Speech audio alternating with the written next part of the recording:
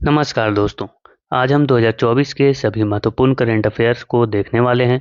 इस वीडियो में हमने वो सारी टॉपिक कवर करने की पूरी कोशिश की है जिससे प्रतियोगी परीक्षाओं में प्रश्न पूछे जाते हैं, जैसे बजट, स्टेट्स, सैन्य अभ्यास, index, international organisation, Olympic, cricket, badminton, football, tennis open, UNESCO, important awards, defence, summits, निधन जो भी हुए हों, सौर ऊर्जा से संबंधित जानकारी, 3D से संबंधित जानकारी, एआई मतलब आर्टिफिशियल इंटेलिजेंस से संबंधित जानकारी, न्यू डेज मतलब जो भी नए दिवस मनाने की घोषणा हुई है 2024 में वो, न्यू अपॉइंटमेंट्स, बदले हुए नाम या फिर grand prix, autobiography, books and authors, NASA, ISRO, railways, railway के से संबंधित जो भी जानकारी है, जो भी बदलाव हुए हैं, ब्रांड एम्बेसडर्स, न्यू सीएम, नए जो भी राज्यों में जो चुनाव हुए हैं और नए मुख्यमंत्री बने हैं, फिर राज्य सरकार की योजनाएं,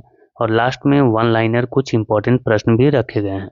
दोस्तों, मैं ये बिल्कुल नहीं बोल सकता कि इतना करने के बाद करंट अफेयर्स के प्रश्न नहीं छूटेंगे, क्योंकि करंट अफेयर का कोई लिमिट नहीं है, ये लिमिटेड होते हैं।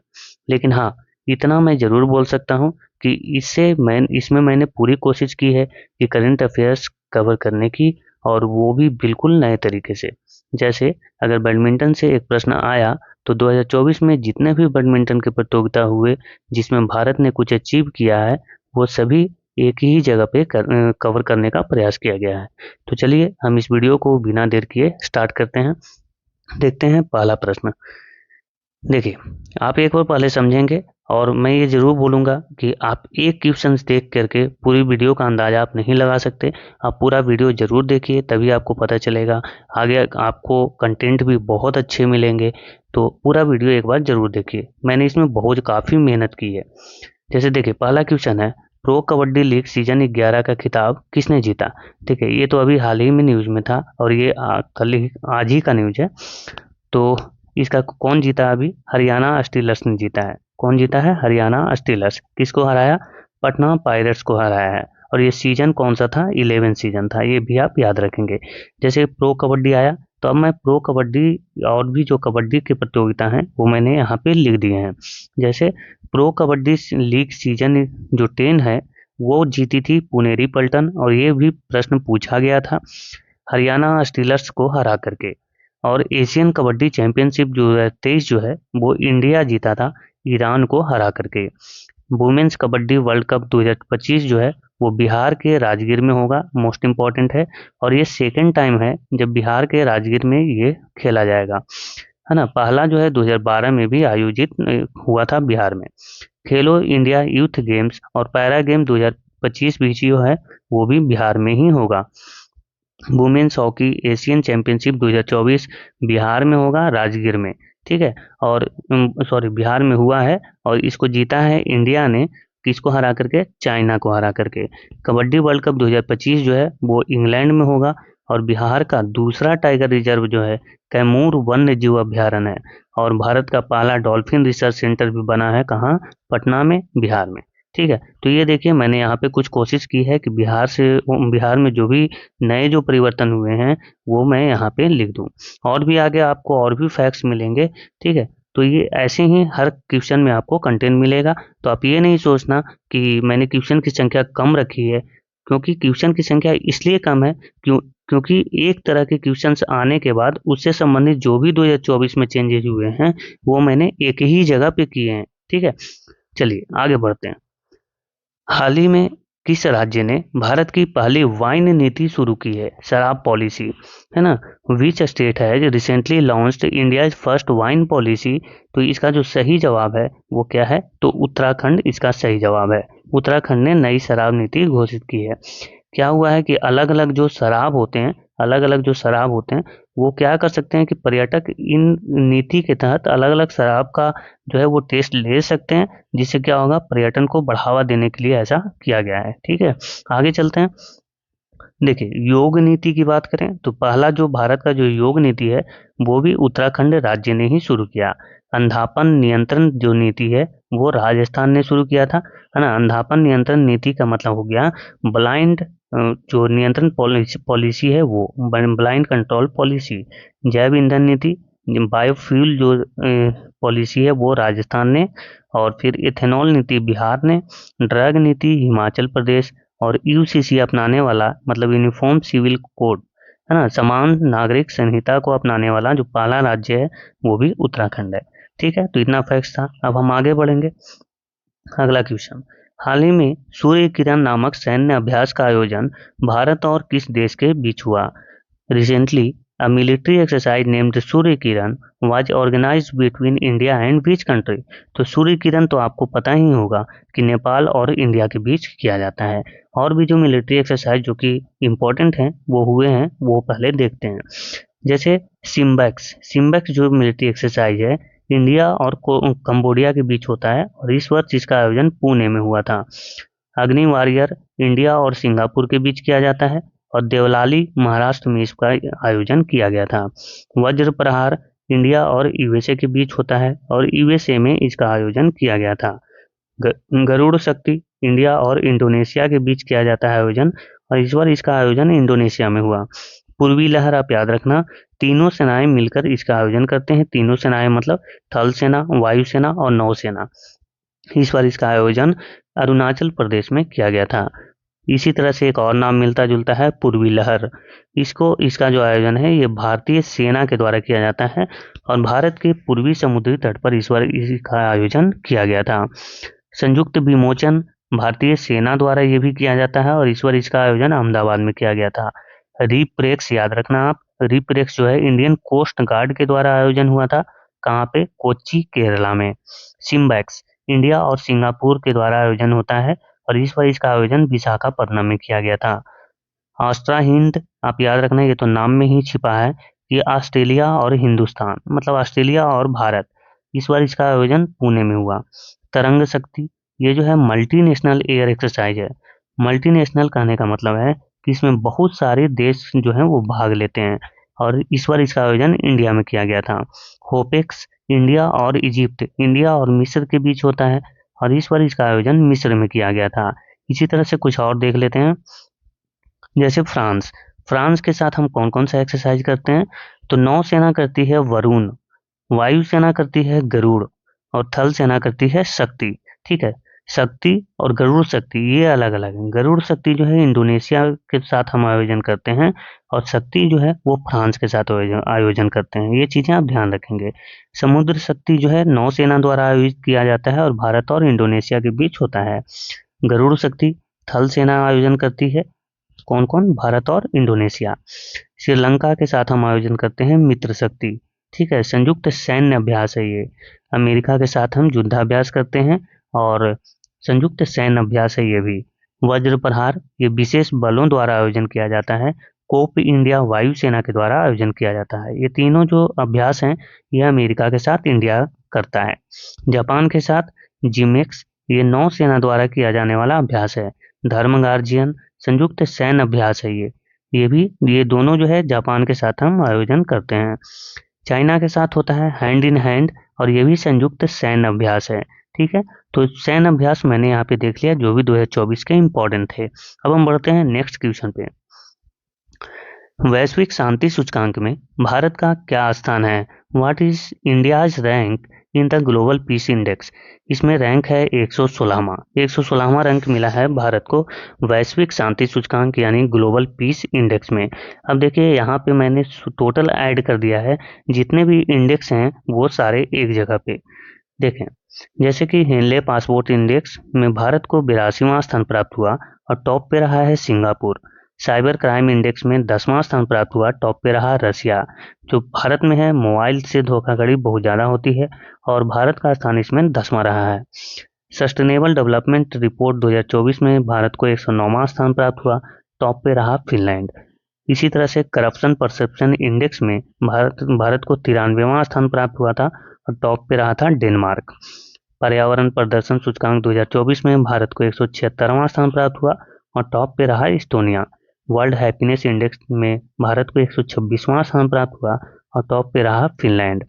ग्लोबल फायर पावर इंडेक्स में भारत को चौथा स्थान प्राप्त हुआ। कौन सा? चौथा। और टॉप पे रहा यूएस। एशिया फायर पावर की बात करें तो उसमें तीसरा स्थान, वो भी मैंने आगे लिखा है।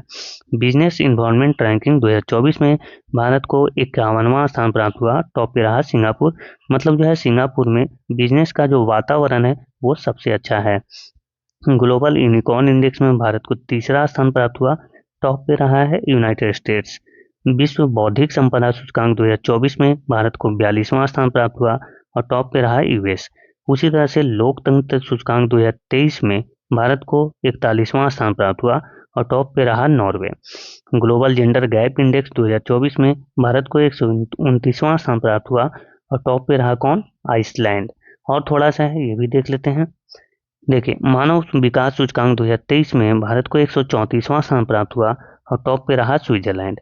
स्वच्छ सर्वेक्षण रिपोर्ट 2023 में भारत के 2 शहर जैसे इंदौर और सूरत, ये दोनों क्या रहे? टॉप पर रहे। वर्ल्ड इन्वेस्टमेंट रिपोर्ट 2024 में 15वां स्थान प्राप्त हुआ भारत को, है ना। और यूएस जो है वो टॉप पे रहा। इसको जारी कौन किया? अंकटाड ने जारी की थी। Travel and tourism development index 2024 में भारत को 39वां स्थान प्राप्त हुआ और टॉप पे रहा यूएसए। इसको वर्ल्ड इकोनॉमिक फोरम ने जारी किया था। वर्ल्ड एनर्जी ट्रांजिशन इंडेक्स में भारत को 63वां स्थान प्राप्त हुआ। टॉप पे रहा स्वीडन और वर्ल्ड इकोनॉमिक फोरम ने इसे जारी किया था। ग्लोबल हंगर इंडेक्स में भारत को 105वां स्थान प्राप्त हुआ था और विश्व प्रेस स्वतंत्रता इंडेक्स में भारत को 159वां स्थान प्राप्त हुआ। टॉप पे रहा नॉर्वे। वैश्विक शांति सूचकांक में भारत 116वां पायदान पे रहा, जैसा कि हमने क्वेश्चन में भी देखा, और टॉप पे रहा आइसलैंड। ठीक है, तो दोस्तों आप इस तरह से देख पा रहे हैं कि मैंने यहाँ पे अभी तक मात्र 4 प्रश्न किए हैं, लेकिन 4 प्रश्न करने के बावजूद ऐसा लग रहा है जैसे हम लोगों ने करीब 50-60 प्रश्न कर लिए। और मैं ये बोल सकता हूँ कि 50-60 प्रश्न आराम से हो गए होंगे। जैसे कि अगर ये इंडेक्स हम देखें तो इंडेक्स से ही करीब मैंने 20, हाँ 20 तो हो ही गए होंगे। 20 प्रश्न तो 20 तो सिर्फ इंडेक्स दिए हुए हैं। ठीक है, तो ऐसे क्या होगा कि आपको नोट्स बनाने में भी आसानी होगी और मैं आपको रिकमेंड करूंगा कि आप इसका नोट्स जरूर बनाएं। और अगर आप नोट्स बनाते हैं तो पेंसिल का यूज करें। किस चीज़ का? पेंसिल का। क्यों? क्योंकि अगर मान के चलिए कभी भी कोई चेंजेज होता है तो पेंसिल को आप आसानी से वहाँ पे इरेज करके उसको आप चेंज कर सकते हैं। ठीक है, तो बार बार नोट्स नहीं बनाना पड़ेगा आपको। देखिए, पेरिस पैरालंपिक 2024 में भारत के किस खिलाड़ी ने जेवलिन थ्रो में स्वर्ण पदक जीता? मैं बात कर रहा हूँ पैरालंपिक की। ठीक है, पेरिस पैरालंपिक। तो इसमें कौन जीते थे? सुमित अंतिल। कौन? सुमित अंतिल। ये सुमित अंतिल जो है एथलेटिक्स हैं और ये जेवलिन थ्रो से संबंधित हैं। हमें पता है कि हमने 7 गोल्ड मेडल जीता था पैरालंपिक में। तो हम देख लेते हैं पैरालंपिक एक बार। आपको पता है कि जहाँ पे ओलंपिक हुआ है, ओलंपिक कहने का मतलब ग्रीष्मकालीन ओलंपिक। तो ग्रीष्मकालीन ओलंपिक इस बार कहाँ पे हुआ? पेरिस में। तो जहाँ पे ओलंपिक होता है उसी स्थान पे जस्ट उसके बाद पैरा ओलंपिक भी करवा लिया जाता है। तो इसमें है हमारा प्रदर्शन काफ़ी अच्छा रहा और हमने 7 जो है गोल्ड मेडल जीते, 9 सिल्वर और 13 ब्रॉन्ज मेडल हमने जीते। टोटल 29 मेडल हमने जीता है। और भारत जो है 18वें पायदान पे रहा 170 देशों में, जो कि पहली बार इतना अच्छा प्रदर्शन कर पाया है भारत। पहले स्थान पे चीन रहा। ये चीज़ आप याद रखेंगे, ये पूछ लिया जाता है बार बार एग्जाम में, ये आ भी रहा है। मैंने इसमें वही चीज़ रखे हैं जो कि पूछे जाते हैं। देखिए, उद्घाटन समारोह में भारतीय ध्वजवाहक थे सुमित अंतिल, है ना, सुमित अंतिल और भाग्यश्री जाधव। सुमित अंतिल और भाग्यश्री जाधव। सुमित अंतिल आपको पता है कि ये जेवलिन थ्रो से संबंधित हैं। भाग्यश्री जाधव जो है शॉट पुट से संबंधित हैं। समापन समारोह में भारतीय ध्वजवाहक मतलब फ्लैग वॉरियर जो हैं, फ्लैग बैरियर हरविंदर सिंह और प्रीतिपाल थे। ये देखेंगे 7 जो गोल्ड मेडल हैं वो मैंने यहाँ पे लिखे हैं। जैसे अवनी लेखरा ने, ये शूटिंग से संबंधित हैं अवनी लेखरा। ये आपको याद रखना है कि कौन सा प्लेयर किस खेल से संबंधित है। ठीक है, क्योंकि ये भी बार बार पूछा जाता है और वही खिलाड़ी पूछे जाते हैं जो कि ओलंपिक या पैरा ओलंपिक ये सारे खेल में कुछ ना कुछ पदक जीते होते हैं। जैसे अवनी लेखरा शूटिंग से संबंधित हैं और वुमेन्स 10 मीटर एयर राइफल में इन्होंने गोल्ड मेडल जीता था। नितेश कुमार बैडमिंटन से संबंधित हैं और मेंस सिंगल में इन्होंने गोल्ड मेडल जीता। सुमित अंतिल एथलेटिक्स से संबंधित हैं और मेंस जेवलिन थ्रो में इन्होंने गोल्ड मेडल जीता था। हरविंदर सिंह तीरंदाजी से संबंधित हैं। तीरंदाजी मतलब archery, men's individual recurve open में इन्होंने जीता था गोल्ड मेडल। धर्मवीर जो है एक एथलेटिक्स हैं और मेंस क्लब थ्रो में इन्होंने गोल्ड मेडल जीता था। परवीन कुमार एथलेटिक्स हैं और मेंस हाई जंप में इन्होंने गोल्ड मेडल जीता था। नवदीप सिंह एक एथलेटिक्स हैं और मेंस जेवलिन थ्रो में इन्होंने गोल्ड मेडल जीता था। यहाँ पे आप एक चीज याद रखना कि जेवलिन थ्रो में 2 गोल्ड मेडल आए हैं। जेवलिन थ्रो में एक सुमित अंतिल लेकर आए और दूसरा नवदीप सिंह लेकर आए थे। ठीक है, तो ये रहे पेरिस पैरा ओलंपिक की बात। हम आगे ओलंपिक का भी बात करेंगे, आप सिर्फ बने रहें। और लास्ट में मैंने वन लाइनर प्रश्न भी रखे हैं। ठीक है, आगे बढ़ते हैं। पेरिस ओलंपिक में, अच्छा ओलंपिक की भी आ गया है तो इसको भी देख ही लेते हैं।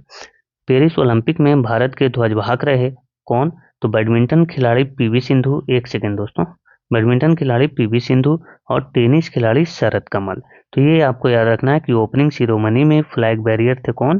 पीवी सिंधु और शरत कमल। पेरिस ओलंपिक के समापन समारोह में भारतीय ध्वजवाहक कौन रहे? मतलब कि एंडिंग जो समारोह होता है उसमें फ्लैग बैरियर है पीआर श्रीजेश, जो कि एक हॉकी के खिलाड़ी थे और इन्होंने संन्यास भी ले लिया है क्योंकि हॉकी टीम जो है वो वहाँ पे ब्रॉन्ज मेडल जीती थी और पीआर श्रीजेश इन्होंने संन्यास ले लिया। और कौन रहे? तो मनु भाकर। मनु भाकर भी देखिए, मनु भाकर ने 2 गोल्ड मेडल जीते, ये भी आपको याद, सॉरी 2 ब्रॉन्ज मेडल जीते, ये आपको याद रखना है। भारत ने कुल 6 पदक जीते, इसमें 1 सिल्वर मेडल और 5 जो है ब्रॉन्ज मेडल। सिल्वर मेडल कौन लेके आए? तो सिल्वर मेडल जो है सिर्फ नीरज चोपड़ा लेकर के आए, है ना, सिल्वर मेडल, जो कि भाला फेंक से संबंधित है। और इनको जो है पाकिस्तान के अरशद नदीम ने हराया था। हराया क्या मतलब? उन्होंने गोल्ड मेडल जीता और इन्होंने सिल्वर मेडल जीता। मनु भाकर ब्रॉन्ज मेडल जीती और 10 मीटर एयर पिस्टल में इन्होंने जीता था। उसी तरह से मनु भाकर और सरबजोत सिंह ने क्या जीता? तो 10 metre air pistol mix team में कौन सा मेडल? ब्रॉन्ज मेडल जीता। तो दोस्तों मैं यहाँ से लेकर के ये जो बात कर रहा हूँ, ये 5 जो है ब्रॉन्ज मेडल है और ये यहाँ पे एक सिल्वर मेडल है। मैंने शायद गलती से गोल्ड मेडल भी बोल दिया, इसलिए मैं ये चीज़ आपको करेक्ट करवा रहा हूँ। मनु भाकर और सरबजोत सिंह इन्होंने मिलकर क्या जीता था? तो ब्रॉन्ज मेडल। उसी तरह से स्वप्निल कुसले ने ब्रॉन्ज मेडल जीता 50 मीटर एयर पिस्टल में। भारतीय हॉकी टीम ने ब्रॉन्ज मेडल जीता और अमन सहरावत ने भी ब्रॉन्ज मेडल जीता। कैटेगरी याद रखना है कि 57 केजी फ्री स्टाइल कुश्ती में इन्होंने जीता था। ठीक है दोस्तों, तो ये चीज़ें क्लियर है। तो पैरा ओलंपिक और ओलंपिक हमने देख लिया है। आगे बढ़ते हैं। यूनेस्को ने किस उपन्यास को मेमोरी ऑफ द वर्ल्ड के हिस्से के रूप में मान्यता दी? तो ये जो है इनमें से सभी होगा, इनमें से सभी सभी को मान्यता दी है। जैसे कि सुल्ताना का सपना, रामचरितमानस, पंचतंत्र और हृदय से लोकन। ठीक है, तो हम इसके बारे में भी एक बार देख लेते हैं। यूनेस्को का फुल फॉर्म भी हम देखेंगे सारी बातें, हालांकि यहाँ पे भी लिखी हुई है United Nations Educational Scientific and Cultural Organization. ठीक है, आगे बढ़ते हैं। जैसे सुल्ताना का सपना हम एक बार देख लेते हैं, ओवरव्यू सिर्फ देखेंगे, ज़्यादा डिटेल नहीं देखेंगे। सुल्ताना का सपना 1905 की बंगाल नारीवादी कहानी है, जिसे बंगाल की, यहाँ पे बंगाल लिखा हुआ है, ठीक है, ये गलती टाइप है, ये बंगाल है। बंगाल की एक मुस्लिम नारीवादी समाज सुधारक लेखिका बेगम रोकैया द्वारा लिखा गया था। रामचरितमानस तुलसीदास ने 16वीं शताब्दी के में लिखी थी अवधी भाषा में। उसी तरह से पंचतंत्र विष्णु शर्मा ने लिखा 300 ईसा पूर्व के आसपास संस्कृत भाषा में लिखा गया था। यह दुनिया के दंत कथाओं में सबसे पुराने संग्रहों में से एक है। ठीक है, सहृदय लोकलोकन जो है आचार्य आनंद वर्धन ने लिखा था। तो ये चीजें आपने देख लिया। अब थोड़ा सा देख लेते हैं यूनेस्को के बारे में। तो यूनेस्को का मैंने फुल फॉर्म आपको बता दिया है, United Nations Educational Scientific and Cultural Organization. स्थापना होती है 1945 में। इसका मुख्यालय है पेरिस, फ्रांस में और वर्तमान महानिदेशक निदेशक हैं आंद्रे ओजोले। यूनेस्को विश्व धरोहर की जो 46वीं बैठक है वो हुई थी पहली बार भारत में, नई दिल्ली में। मोइदोम, जो कि आत्मा के लिए एक दफन घर है और जो कि मूल रूप से ईंट और पत्थर के तहखाने हैं, जो ताई अहोम के राजाओं का ये क्या है? तो अवशेष है, मतलब दफन स्थल है। और ये कहाँ पे है? असम में। ये भारत का 43वां विश्व विरासत स्थल, मतलब यूनेस्को साइट इसको घोषित किया गया, 43वां। ठीक है, असम के काजीरंगा राष्ट्रीय उद्यान और मानस वन्य जीव अभ्यारण्य को 1985 में प्राकृतिक श्रेणी के तहत यूनेस्को की सूची में शामिल किया गया था, मतलब कि नेचुरल। ठीक है, ये नेचुरल श्रेणी से थे। आगे देखते हैं। अजंता की गुफाएं, एलोरा की गुफाएं, सॉरी, अजंता की गुफाएं, एलोरा की गुफाएं, आगरा का किला और ताजमहल, ये जो चार जो हैं साइट, ये पहली बार शामिल हुए थे जो कि भारत से थे। कब हुए थे? 1983 में। देखिए 39वीं जो साइट है वो थी रामप्पा मंदिर, और 40वीं थी धौलावीरा। 40वीं कौन है? धौलावीरा। ये क्या है? तो एक हड़प्पा स्थल है। 41वीं जो साइट थी वो शांति निकेतन, पश्चिम बंगाल, और 42वीं होयसल टेम्पल। उसी तरह से 15वां जो अमूर्त धरोहर है, अमूर्त कहने का मतलब इनटेंजिबल साइट, जिसको आप छू नहीं सकते हो, ये कौन है? गरबा डांस, 15वां। और 14वां जो अमूर्त धरोहर था वो था पश्चिम बंगाल का दुर्गा पूजा। भारत के पहले साहित्यिक शहर कौन है? कोझिकोड, जो कि केरल की है। संगीत का शहर किसको घोषित किया गया? ग्वालियर को। यूनेस्को में शामिल होने वाला पहला भारतीय शहर है कौन? अहमदाबाद। अहमदाबाद गुजरात की। ठीक है, तो ये भी आपको याद रखना है। विश्व धरोहर सूची जो है उसमें इटली जो है पहले नंबर पे है अपने 60 स्थानों के साथ। चीन 59 स्थानों के साथ दूसरा नंबर पे, और भारत जो है 43 स्थानों के साथ छठे नंबर पे है। ये आपको याद रखना है। ठीक है, तो हमने यूनेस्को के बारे में भी टोटल चीजें देख ली हैं। अब हम आगे बढ़ेंगे और अगला क्वेश्चन को देखेंगे। लता दीनानाथ मंगेशकर पुरस्कार 2024 किसे दिया गया? ये आपको बताना है। Who was given the Lata Dinanath Mangeshkar award 2024? ये मिला है किसको? तो अमिताभ बच्चन को। किनको? अमिताभ बच्चन इसका करेक्ट आंसर होगा, क्योंकि 2024 पूछा है। अगर 2023 पूछा होता तो आशा भोसले को 2023 में मिला था। नरेंद्र मोदी को पहली बार जो है 2022 में मिलन दिया गया था। ठीक है, तो इसकी शुरुआत भी 2022 से ही हुई थी। ये पहला था, ये सेकेंड था, और ये इस बार इसका तीसरा जो अवार्ड है वो दिया गया अमिताभ बच्चन को। अरुंधति राय जो है वो पेन प्रिंटर अवार्ड जीती हैं। कौन सा अवार्ड? Pen printer award. ये पहली जो ऐसी भारतीय रही हैं जो कि पेन प्रिंटर अवार्ड जीती हैं। आगे बढ़ते हैं और अगला क्वेश्चन, अगला जो भी अवार्ड है वो हम क्लियर कर लेते हैं। जैसे कि भारत रत्न 5 लोगों को दिया गया इस बार, है ना, जो कि पहली बार है कि 5 लोगों को दिया गया है। किनको दिया गया? पूर्व प्रधानमंत्री पीवी नरसिम्हा राव, और जो पूर्व उप प्रधानमंत्री थे लाल कृष्ण आडवाणी, उनको दिया गया। भारतीय हरित क्रांति के जनक एम एस स्वामीनाथन को, एम एस स्वामीनाथन। और जो हरित क्रांति के जनक हैं वो कौन है विश्व में? नॉर्मन बोरलॉग, है ना। तो ये भारतीय जो हरित क्रांति के जनक हैं वो एम एस स्वामीनाथन है। बिहार के पूर्व मुख्यमंत्री कर्पूरी ठाकुर को भी दिया गया भारत रत्न, और पूर्व प्रधानमंत्री चौधरी चरण सिंह को भी भारत रत्न दिया गया था। आगे बढ़ेंगे और भी अवार्ड देखेंगे। जैसे देखिए अंतर्राष्ट्रीय बुकर अवार्ड जो है 2024, ये जेनी एपनबेक को दिया गया। काइरोस इनका बुक है उसके लिए, और काइरोस बुक के ट्रांसलेटर कौन रहे हैं? तो माइकल हाफमैन रहे हैं। लता दीनानाथ मंगेशकर अवार्ड जो है वो अमिताभ बच्चन को दिया गया, हमने अभी देखा। एबल पुरस्कार जिसको गणित का नोबेल कहा जाता है, ये माइकल तालग्रंड को दिया गया था। Nelson Mandela life time achievement पुरस्कार विनोद गनात्रा को दिया गया। साहित्य अकादमी पुरस्कार हिंदी के लिए जो है संजीव को दिया गया। किसके लिए? तो मुझे पहचानों के लिए। साहित्य अकादमी पुरस्कार अंग्रेजी वाला जो है वो किसको मिला? नीलम शरण गौर को। नीलम शरण गौर किसके लिए? तो रेकिम इन रागा जानकी के लिए। 12वां विश्व हिंदी सम्मान जो है डॉक्टर उषा ठाकुर को दिया गया। और पेन प्रिंटर और साहित्यिक पुरस्कार जो है अरुंधति राय को दिया गया। ओलंपिक ऑर्डर से सम्मानित किसको किया गया? अभिनव बिंद्रा को। और WHO यानी कि World Health Organization Nelson Mandela पुरस्कार निमहांस संस्थान को दिया गया। इसी तरह से और भी पुरस्कार हम अभी देखेंगे, क्योंकि मेरा मकसद है कि आपका नोट्स भी एक अच्छा सा नोट्स बने और आप एक जगह इसको लिख सकें। बार बार अगर मैं इसको क्वेश्चन के फॉर्म में लिखूं तो सारी चीज़ें क्लियर भी नहीं होंगी, और क्वेश्चनों की संख्या भी काफ़ी बढ़ जाएगा, जिससे समय भी काफ़ी लगेगा। ठीक है, विश्व अंतरिक्ष पुरस्कार चंद्रयान 3 को दिया गया।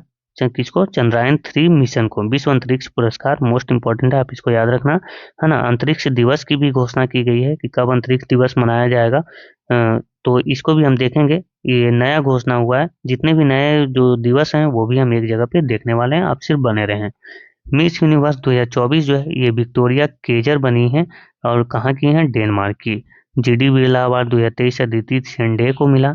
ज्ञानपीठ पुरस्कार 58वां जो है जगत गुरु राम भद्राचार्य और गुलजार को संयुक्त रूप से दिया गया था।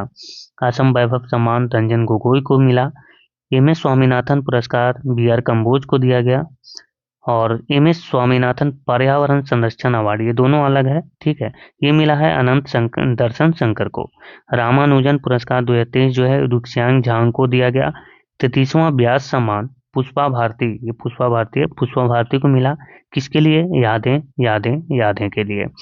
33वां सरस्वती सम्मान जो है प्रभा वर्मन को मिला रुद्र सात्विकम के लिए। रैमन मैग्सेसे पुरस्कार 2023 रवि कन्नन को दिया गया था। सैन्य gender advocate of the year पुरस्कार 2023 जो है वो राधिका सेन को दिया गया था। लास्ट हम देखेंगे थोड़ा सा और है। मिस वर्ल्ड 2024 क्रिस्टीना प्रिस्कोवा बनी। एक सेकेंड, कौन बनी? क्रिस्टीना प्रिस्कोवा। और प्रिजकर अवार्ड, देखिए एक होता है पुलित्जर और एक होता है प्रिजकर। ये पुलित्जर जो है पत्रकारिता में दिया जाता है और प्रिजकर जो है ये आर्किटेक्चर में दिया गया है, ठीक है। तो ये आर्किटेक्चर के क्षेत्र में दिया जाता है प्रिजकर अवार्ड, और ये मिला रिकेन यामामोटो को, ये जापान के हैं। CK Naidu lifetime achievement पुरस्कार रवि शास्त्री और फारूक इंजीनियर को संयुक्त रूप से मिला है। KPP नाम्बियार पुरस्कार ये जो है केरला सरकार देती है, ये एस सोमनाथ जो कि इसरो के अध्यक्ष हैं उनको दिया गया। आर्यभट्ट पुरस्कार पाबुलेरी सुब्बाराव को दिया गया। लक्ष्मू महाराज पुरस्कार जो है पंडित राजेंद्र गंगानाई को मिला। विटली गोल्ड अवार्ड 2024 जिसको ग्रीन ऑस्कर कहते हैं, मोस्ट इंपॉर्टेंट है, आप इसको याद रखना, ये मिला है पूर्णिमा देवी को। और गोल्डमैन पर्यावरण पुरस्कार 2024 जिसको ग्रीन नोबेल कहा जाता है, ठीक है, ये दोनों इंपॉर्टेंट है, दोनों ही आप याद रखना, ये मिला आलोक शुक्ला को। इरास्मस पुरस्कार अमिताभ घोष को दिया गया। 100 पुरस्कार पूर्व का नोबेल जिसको कहा जाता है, ये श्रीनिवास R कुलकर्णी को दिया गया। साहित्य अकादमी फेलोशिप पुरस्कार जो है रस्किन बॉन्ड को दिया गया। तो हमने जो भी पुरस्कार 2024 का है वो हमने सारे यहाँ पे कवर कर लिए हैं। और भी जो पुरस्कार हैं जैसे कि कुछ और जो इम्पोर्टेंट होंगे वो हम आगे देखेंगे, ठीक है। आगे चलते हैं। दिनेश कुमार त्रिपाठी किसके प्रमुख हैं? Dinesh Kumar Tripathi is the head of, तो ये किसके प्रमुख हैं? ये तो नौसेना के प्रमुख हैं। किसके? नौसेना, इंडियन नेवल फोर्स के। अब हम देख लेते हैं टोटल डिफेंस के बारे में। जैसे कि अमृत मोहन प्रसाद जो हैं SSB यानी सशस्त्र सीमा बल के डायरेक्टर जनरल हैं। दलजीत सिंह चौधरी BSF यानी बॉर्डर सिक्योरिटी फोर्स के डायरेक्टर जनरल हैं। अनीश दयाल सिंह CRPF के डायरेक्टर जनरल हैं। राजविंदर सिंह भट्टी CISF के क्या हैं? डायरेक्टर जनरल हैं, ठीक है। श्रीनिवासन जो है NSG के डायरेक्टर जनरल हैं। आलोक कुमार SPG के डायरेक्टर जनरल हैं। उसी तरह से राहुल रसकोत्र जो हैं ITBP के डायरेक्टर जनरल हैं। गुरबीर पाल सिंह ANCC के डायरेक्टर जनरल हैं। इसी तरह से आपको ये याद रखना होगा क्योंकि पूछ लिया जाता है कभी कभी। और ये डायरेक्टर जनरल जो है ये एक और हैं ICG यानी इंडियन कोस्ट गार्ड के भी गुरबीर पाल सिंह ही हैं। पीयूष आनंद NDRF के डायरेक्टर जनरल हैं। मनोज यादव RPF के डायरेक्टर जनरल हैं। राजेश निर्वाण जो हैं होमगार्ड के डायरेक्टर जनरल हैं।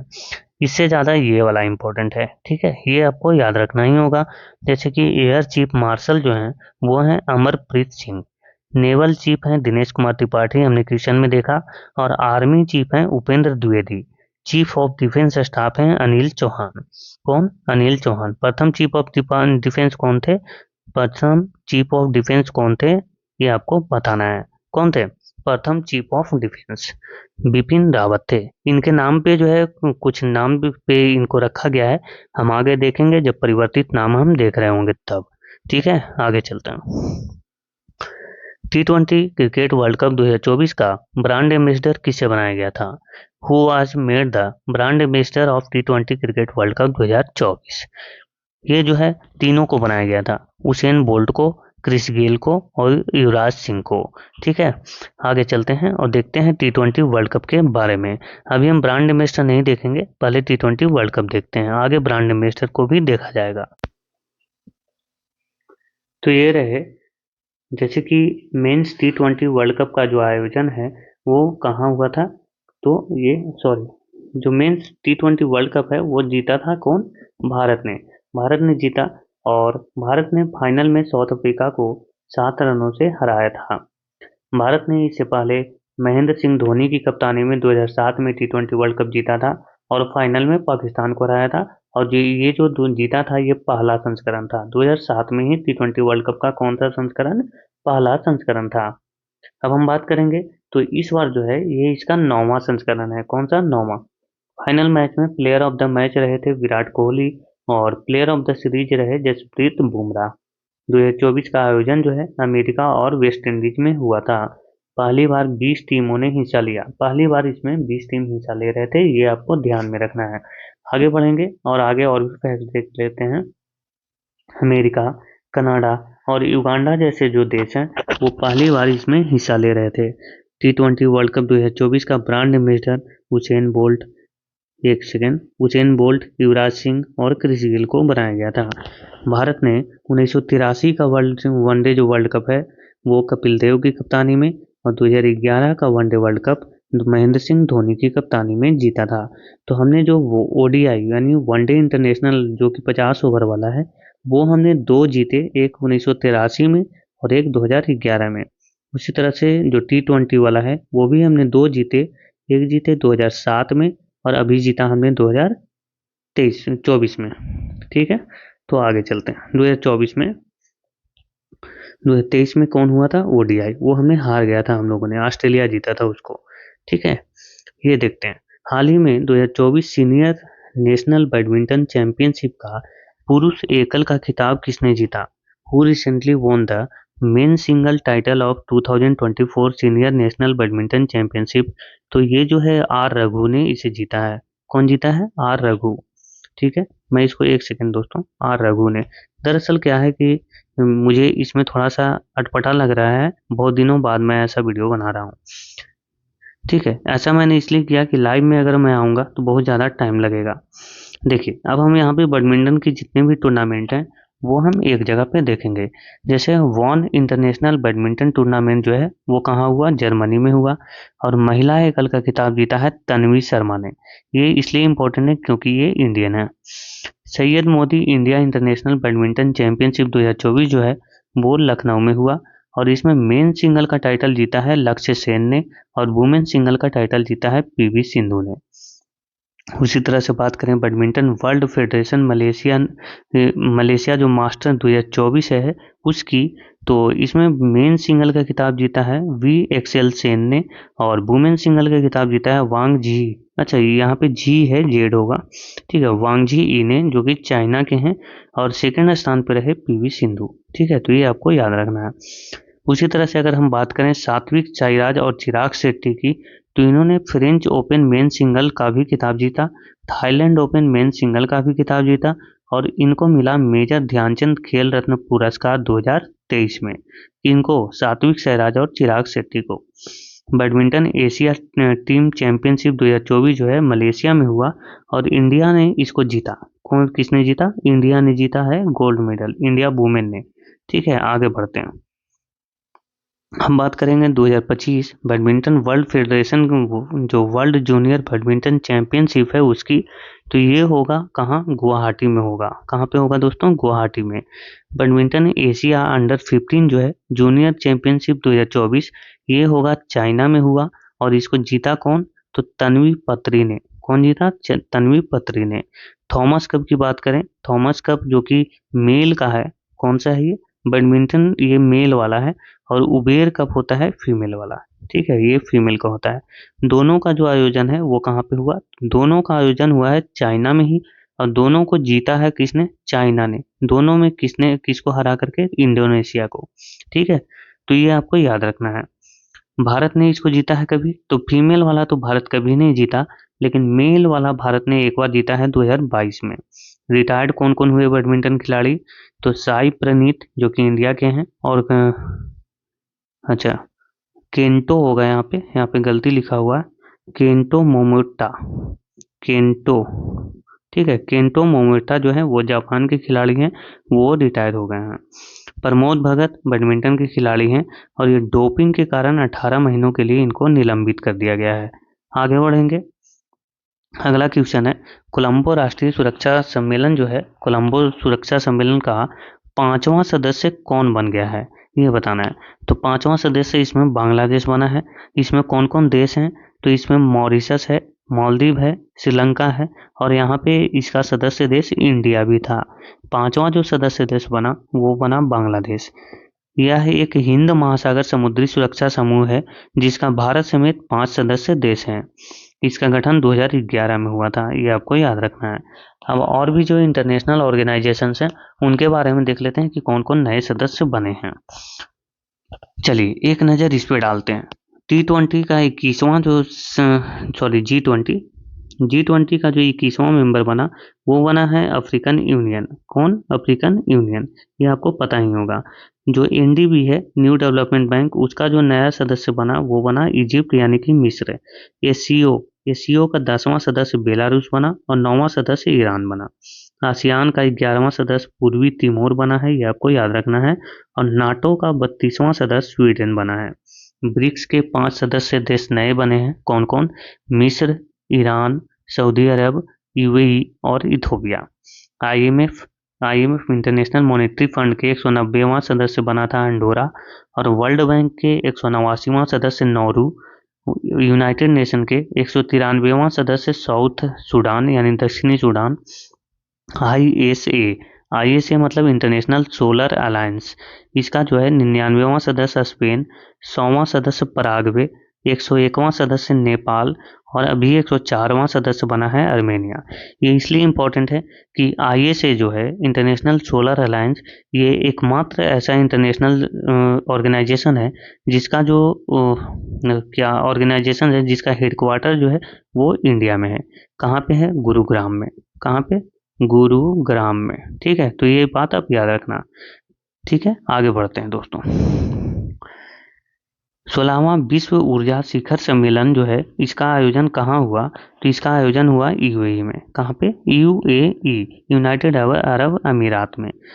वर्ल्ड फ्यूचर एनर्जी समिट जिसको आप बोलते हो इंग्लिश में। आगे बढ़ेंगे। देखिए ये समिट्स हैं जो कि 2024 में हुए। G7 का समिट्स हुआ इटली में। कहाँ पे? इटली में। G20 का समिट हुआ ब्राजील में 2024 वाला। ब्रिक्स समिट 2024 रसिया में हुआ। कहाँ पे? रसिया में। और आसियान समिट 2024 जो है वो लाओस में हुआ। COP28 समिट यूएई में हुआ। ये देखिए अभी इससे प्रश्न पूछा गया था RPFSI में। COP29 समिट जो है वो बाकू अजरबैजान में हुआ। एससीओ समिट जो है 2024 का कजाकिस्तान में हुआ। नाटो समिट 2024 वाशिंगटन डीसी में हुआ। और क्वाड का इंडिया भी सदस्य है और इसमें 4 सदस्य देश हैं। और इसका जो समिट है वो इस बार यूएसए में हुआ। अगला जो समिट है वो शायद भारत में होगा। आगे बढ़ेंगे। पहला भारत स्टीम बॉयलर एक्सपो जो है वो गुवाहाटी में हुआ। कहाँ पे? गुवाहाटी में। पहला अफ्रीकी पाक कला सम्मेलन, पाक कहने का मतलब है क्या? खाना पकाने वाला जो होता है वो। ये पेरिस में हुआ, फ्रांस में, है ना। यूनेस्को का 2024 का जो विश्व धरोहर समिति की अध्यक्षता कौन किया? भारत। 46वां एडिशन जो था। और 46वीं अंटार्कटिक संधि सलाहकार बैठक का आयोजन भारत में हुआ। एआई मतलब आर्टिफिशियल इंटेलिजेंस, इसका सुरक्षा पर जो दूसरा सम्मेलन है वो लाओस में हुआ। पहला सम्मेलन कहाँ हुआ था? तो दक्षिण कोरिया में। आगे हम पढ़ेंगे जब एआई वाला प्रश्न आएगा तो। 8वां धम्म सम्मेलन जो है अहमदाबाद में हुआ और इसके चीफ गेस्ट रहे थे हमारे जो जगदीप धनखड़ जी हैं वो। बिम्स्टेक बिजनेस सम्मेलन जो है भारत में हुआ, नई दिल्ली में। जिला न्यायाधीशों का राष्ट्रीय सम्मेलन नई दिल्ली में हुआ। चौथा राष्ट्रीय हिंदी विज्ञान सम्मेलन भोपाल में हुआ, मध्य प्रदेश में। पहला संयुक्त कमांडर सम्मेलन जो है वो लखनऊ में हुआ। राष्ट्रीय ई गवर्नेंस सम्मेलन जो है 2024 का वो मुंबई में हुआ। ठीक है दोस्तों, तो ये जितने भी समिट थे उन जो कि इम्पोर्टेंट हैं एग्जाम के पॉइंट ऑफ व्यू से वो मैंने एक जगह पे रख दिया। ठीक है, आगे बढ़ते हैं। अब हम ये देखेंगे भारत का पहला सौर शहर कौन बना है, ये बताना है। भारत का पहला सौर शहर, तो ये जो सांची है ये बना है भारत का पहला सौर शहर। सांची कहाँ पे है? एमपी में। आगे बढ़ेंगे। सौर ऊर्जा से जितने भी जानकारी बन सकते हैं वो एक बार देख लेते हैं। ये देखेंगे जैसे कि भारत का पहला सौर ऊर्जा संचालित गांव जो है वो गुजरात का मोढेरा गांव बना है। महाराष्ट्र का पहला सोलर जो विलेज है, जो गांव है, वो है कौन? मन्याचिवाड़ी, ये सतारा जिले में पड़ता है। दिल्ली एयरपोर्ट बना है पूरी तरह से हाइड्रो और सौर ऊर्जा से चलने वाला भारत का पहला एयरपोर्ट। देश के पहले सोलर रूफटॉप सिस्टम का उद्घाटन गांधीनगर में किया गया। और दुनिया का सबसे बड़ा फ्लोटिंग सोलर पावर प्लांट बनेगा कहाँ? मध्य प्रदेश के खंडवा जिले में, नर्मदा नदी पर, ओमकारेश्वर बांध पर। देश का पहला सोलर सिटी बना सांची में, जिसे अभी हमने प्रश्न देखा था, जो कि मध्य प्रदेश में है। दीव, दीव दमन दीव का आपने नाम सुना होगा। दीव दिन के दौरान पूरी तरह से सौर ऊर्जा से चलने वाला भारत का पहला शहर है। भारत की पहली ग्रीन सोलर पावर फैक्ट्री बनेगी उत्तराखंड में, ल्यूमिनस कंपनी इसको बनाएगा। पीएम कुसुम योजना, जो कि सौर ऊर्जा से संबंधित है, इसकी शुरुआत मार्च 2019 में हुई थी। भारत का पहला सोलर साइकिल ट्रैक बनेगा कहाँ पे? हैदराबाद में, और जिसकी लंबाई होगी 23 किलोमीटर। आगे देखेंगे, दुनिया का पहला पूरी तरह से सौर ऊर्जा से चलने वाला हवाई अड्डा है कोचीन हवाई अड्डा, कोचीन इंटरनेशनल एयरपोर्ट। पीएम सूर्य घर मुफ्त बिजली योजना की शुरुआत 15 फरवरी 2024 को हुई थी। और दुनिया का पहला फ्लेक्सिबल सोलर पैनल किसने बनाया? तो ऑक्सफोर्ड यूनिवर्सिटी ने बनाया है, ये भी याद रखना है। दुनिया का सबसे पुराना सौर कैलेंडर कहाँ कहाँ मिला? तो ये तमिलनाडु में मिला है। ये पूरा यहाँ पे आया नहीं है, ठीक है, ये यहाँ पे इसको कट कर देते हैं, आगे बढ़ते हैं। आइसक्रीम मैन ऑफ इंडिया के नाम से मशहूर किस उद्योगपति का निधन हो गया? ये आपको बताना है। Which industrialist famous as ice cream man of India passed away? ये जो है मृत्युंजय महापात्र थे। कौन थे? मृत्युंजय महापात्र नहीं, ये मृत्युंजय महापात्र नहीं, हाँ रघुनंदन कामत थे, सॉरी रघुनंदन कामत थे, रघुनंदन कामत, ये याद रखना आप, ठीक है। मैं कंफ्यूज हो रहा था यहाँ पे, सॉरी उसके लिए। आगे बढ़ते हैं। ये देखिए कुछ मैंने यहाँ पे लिखे हैं, जैसे कि विभिन्न उपाधियों से मशहूर व्यक्ति missile man of India APJ Abdul Kalam को कहा जाता था, ठीक है। मिसाइल मैन ऑफ इंडिया ये तो सबको जानते हैं। Missile women of India Tessy Thomas को जाना जाता है। और रॉकेट मैन ऑफ इंडिया के सिवान को जाना जाता है। Moon man of India M Annadurai को जाना जाता है। Toilet man of India Bindeshwar Pathak को। और cyclone man of India Mrityunjay Mohapatra को।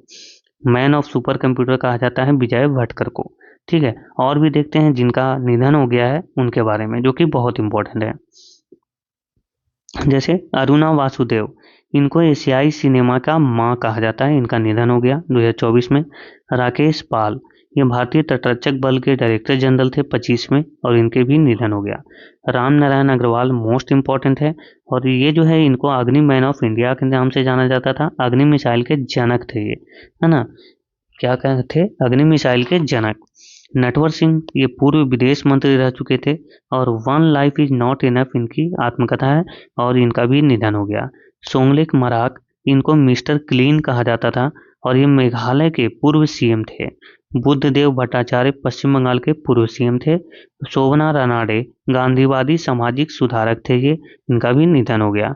यामिनी कृष्णमूर्ति मोस्ट इम्पॉर्टेंट, ये भरतनाट्यम जो कि तमिलनाडु का एक शास्त्रीय नृत्य है, और कुचिपुड़ी जो कि आंध्र प्रदेश का शास्त्रीय नृत्य है, इनका भी निधन हो गया है यामिनी कृष्णमूर्ति का, ठीक है। तो ये भरतनाट्यम और कुचिपुड़ी दोनों नृत्य की नृत्यांगना थी। ये अंशुमन गायकवाड़ जो कि एक क्रिकेटर थे, उनका भी निधन हो गया। पंडित राजीव तारानाथ जो कि सरोद वादक थे, इनका भी निधन हो गया। कमला बेनीवाल राजस्थान की पहली महिला मंत्री थी, और इनका भी निधन हो गया। उसी तरह से सुशील मोदी जो कि बिहार के पूर्व उप मुख्यमंत्री रह चुके थे, उनका भी निधन हो गया। सलाम बिन रजाक प्रसिद्ध उर्दू लेखक थे, है ना। पीटर हिग्स, ये ब्रिटिश भौतिकवादी विज्ञान थे। पॉल एलेक्जेंडर, ये अमेरिकी हैं, और the man in the iron lung के नाम से फेमस थे ये, ठीक है। The man in the iron lung. गजल गायक पंकज उदास का निधन हो गया। दत्ताजी राव गायकवाड़, इनका भी निधन हो गया। और देश के सबसे बुजुर्ग टेस्ट क्रिकेटर थे। डॉक्टर आर नित्यानंद जो हैं भारत की पहली ओरल मतलब मौखिक गर्भ निरोधक जो गोली थी, सहेली नाम था उसका, उसके खोज करने वाले थे डॉक्टर आर नित्यानंद। प्रभान ने जो कि शास्त्रीय गायिका हैं, कहाँ के? किराने घराने से संबंधित है। और मुनव्वर राना जो कि मशहूर उर्दू गायक थे, उनका भी निधन हो गया। इब्राहिम रईसी, ईरान के राष्ट्रपति, उनका भी निधन हो गया प्लेन क्रैश में, ठीक है। आगे बढ़ते हैं दोस्तों। और अगर कंटेंट में लगा हो कि मेहनत है, तो आप एक और वीडियो को लाइक जरूर करना, ठीक है। कुछ नहीं जाता आपको एक लाइक करने से, थोड़ा सा हमें भी क्या होता है, अच्छा लगता है, और मनोबल भी बढ़ता है। मेहनत करने का थोड़ा सा उत्साह बढ़ता है मुझे। ये देखेंगे, देश का पहला 3D प्रिंटेड स्कूल कहाँ बना? Where was the countries first 3D printed school build? ये बना अरुणाचल प्रदेश में। कहाँ पे? अरुणाचल प्रदेश में। अब दोस्तों जितने भी 3D से संबंधित जो जानकारी है वो हम एक जगह पे देख लेते हैं।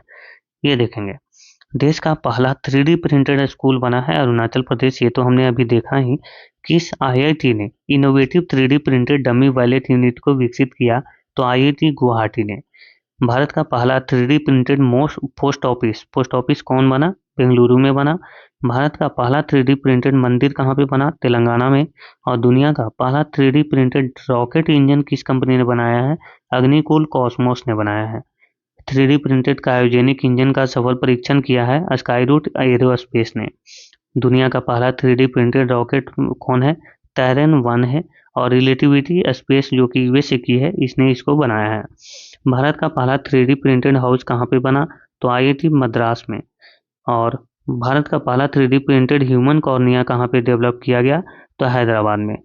दुनिया की पहली 3D प्रिंटेड मशीन का निर्माण हुआ सऊदी अरब में। और दुनिया का पहला 3D प्रिंटेड इलेक्ट्रिक एब्रा का परीक्षण किया गया कहाँ पे? यूएई में। ठीक है दोस्तों, तो ये था 3D से संबंधित जानकारी। अब अगला क्वेश्चन है, भारत का पहला समुद्री संग्रहालय कहाँ पे बना? Where was India first maritime museum build? ये बना है लोथल में। कहाँ पे? लोथल। लोथल दरअसल ये भोगवा नदी के किनारे पे है और ये हड़प्पा कालीन स्थल है। इसको डॉकयार्ड के नाम से भी जाना जाता है, जिसको बंदरगाह कहा जाता है। क्या? बंदरगाह।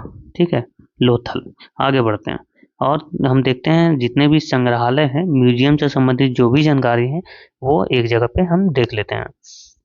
विश्व का सबसे बड़ा संग्रहालय भारत में बनेगा नई दिल्ली में, जिसका नाम जुगे जुगीन भारत राष्ट्रीय संग्रहालय है। उत्तर प्रदेश अयोध्या में मंदिर संग्रहालय बनेगा। भारत का पहला डिजिटल राष्ट्रीय संग्रहालय जो है उसकी आधारशिला हैदराबाद में रखी गई है। और भारत का पहला नौसेना शौर्य संग्रहालय लखनऊ में बना है।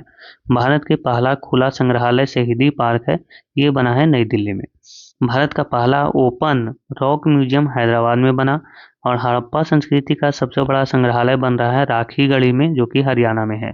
देश का पहला और विश्व का दूसरा इन्फेंट्री संग्रहालय का उद्घाटन किया गया कहाँ पे?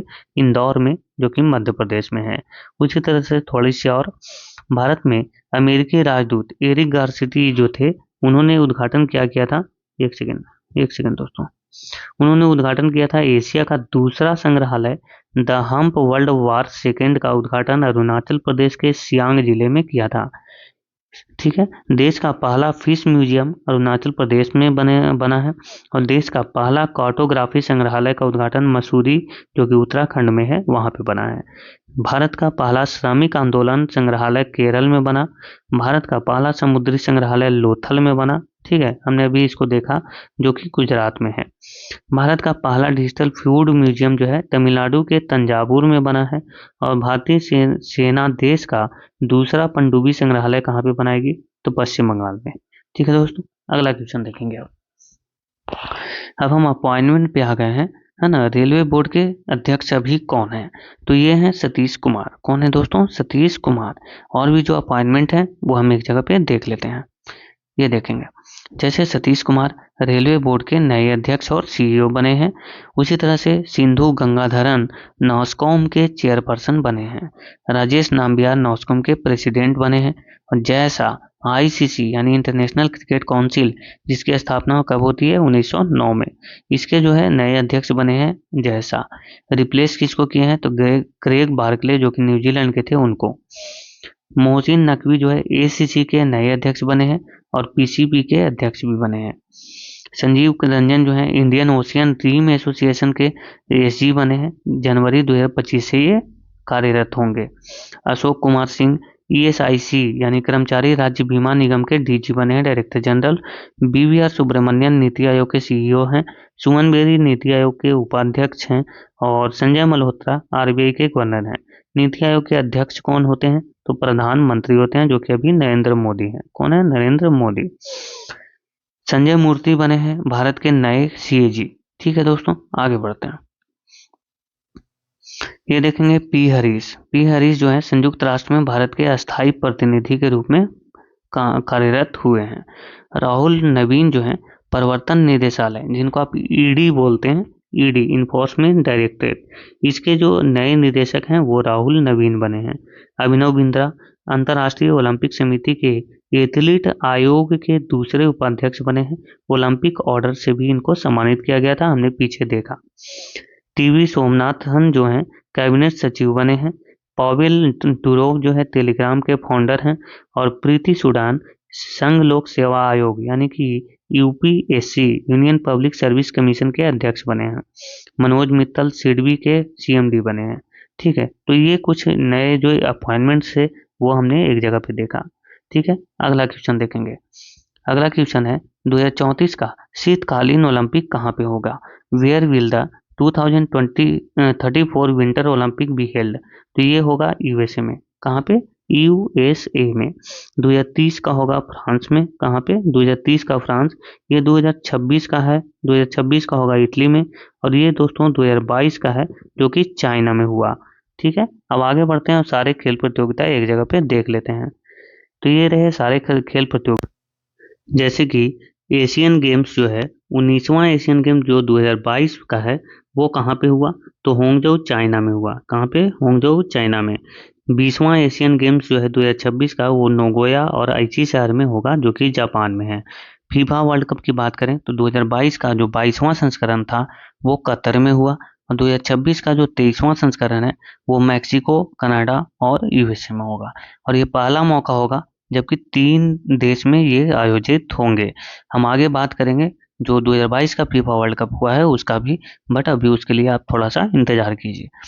T20 men's cricket world cup ये 2024 का जो है वेस्ट इंडीज और यूएसए में हुआ, जिसको किसने जीता? भारत ने। 2026 का इंडिया और श्रीलंका में होगा। 2028 का ऑस्ट्रेलिया और न्यूजीलैंड में होगा T20 men's cricket world cup. T20 women's cricket world cup की अगर बात की जाए तो 2024 का यूएई में हुआ जिसको श्रीलंका ने जीत लिया। 2026 का 2026 का जो है वो कहाँ पे होगा? इंग्लैंड में होगा।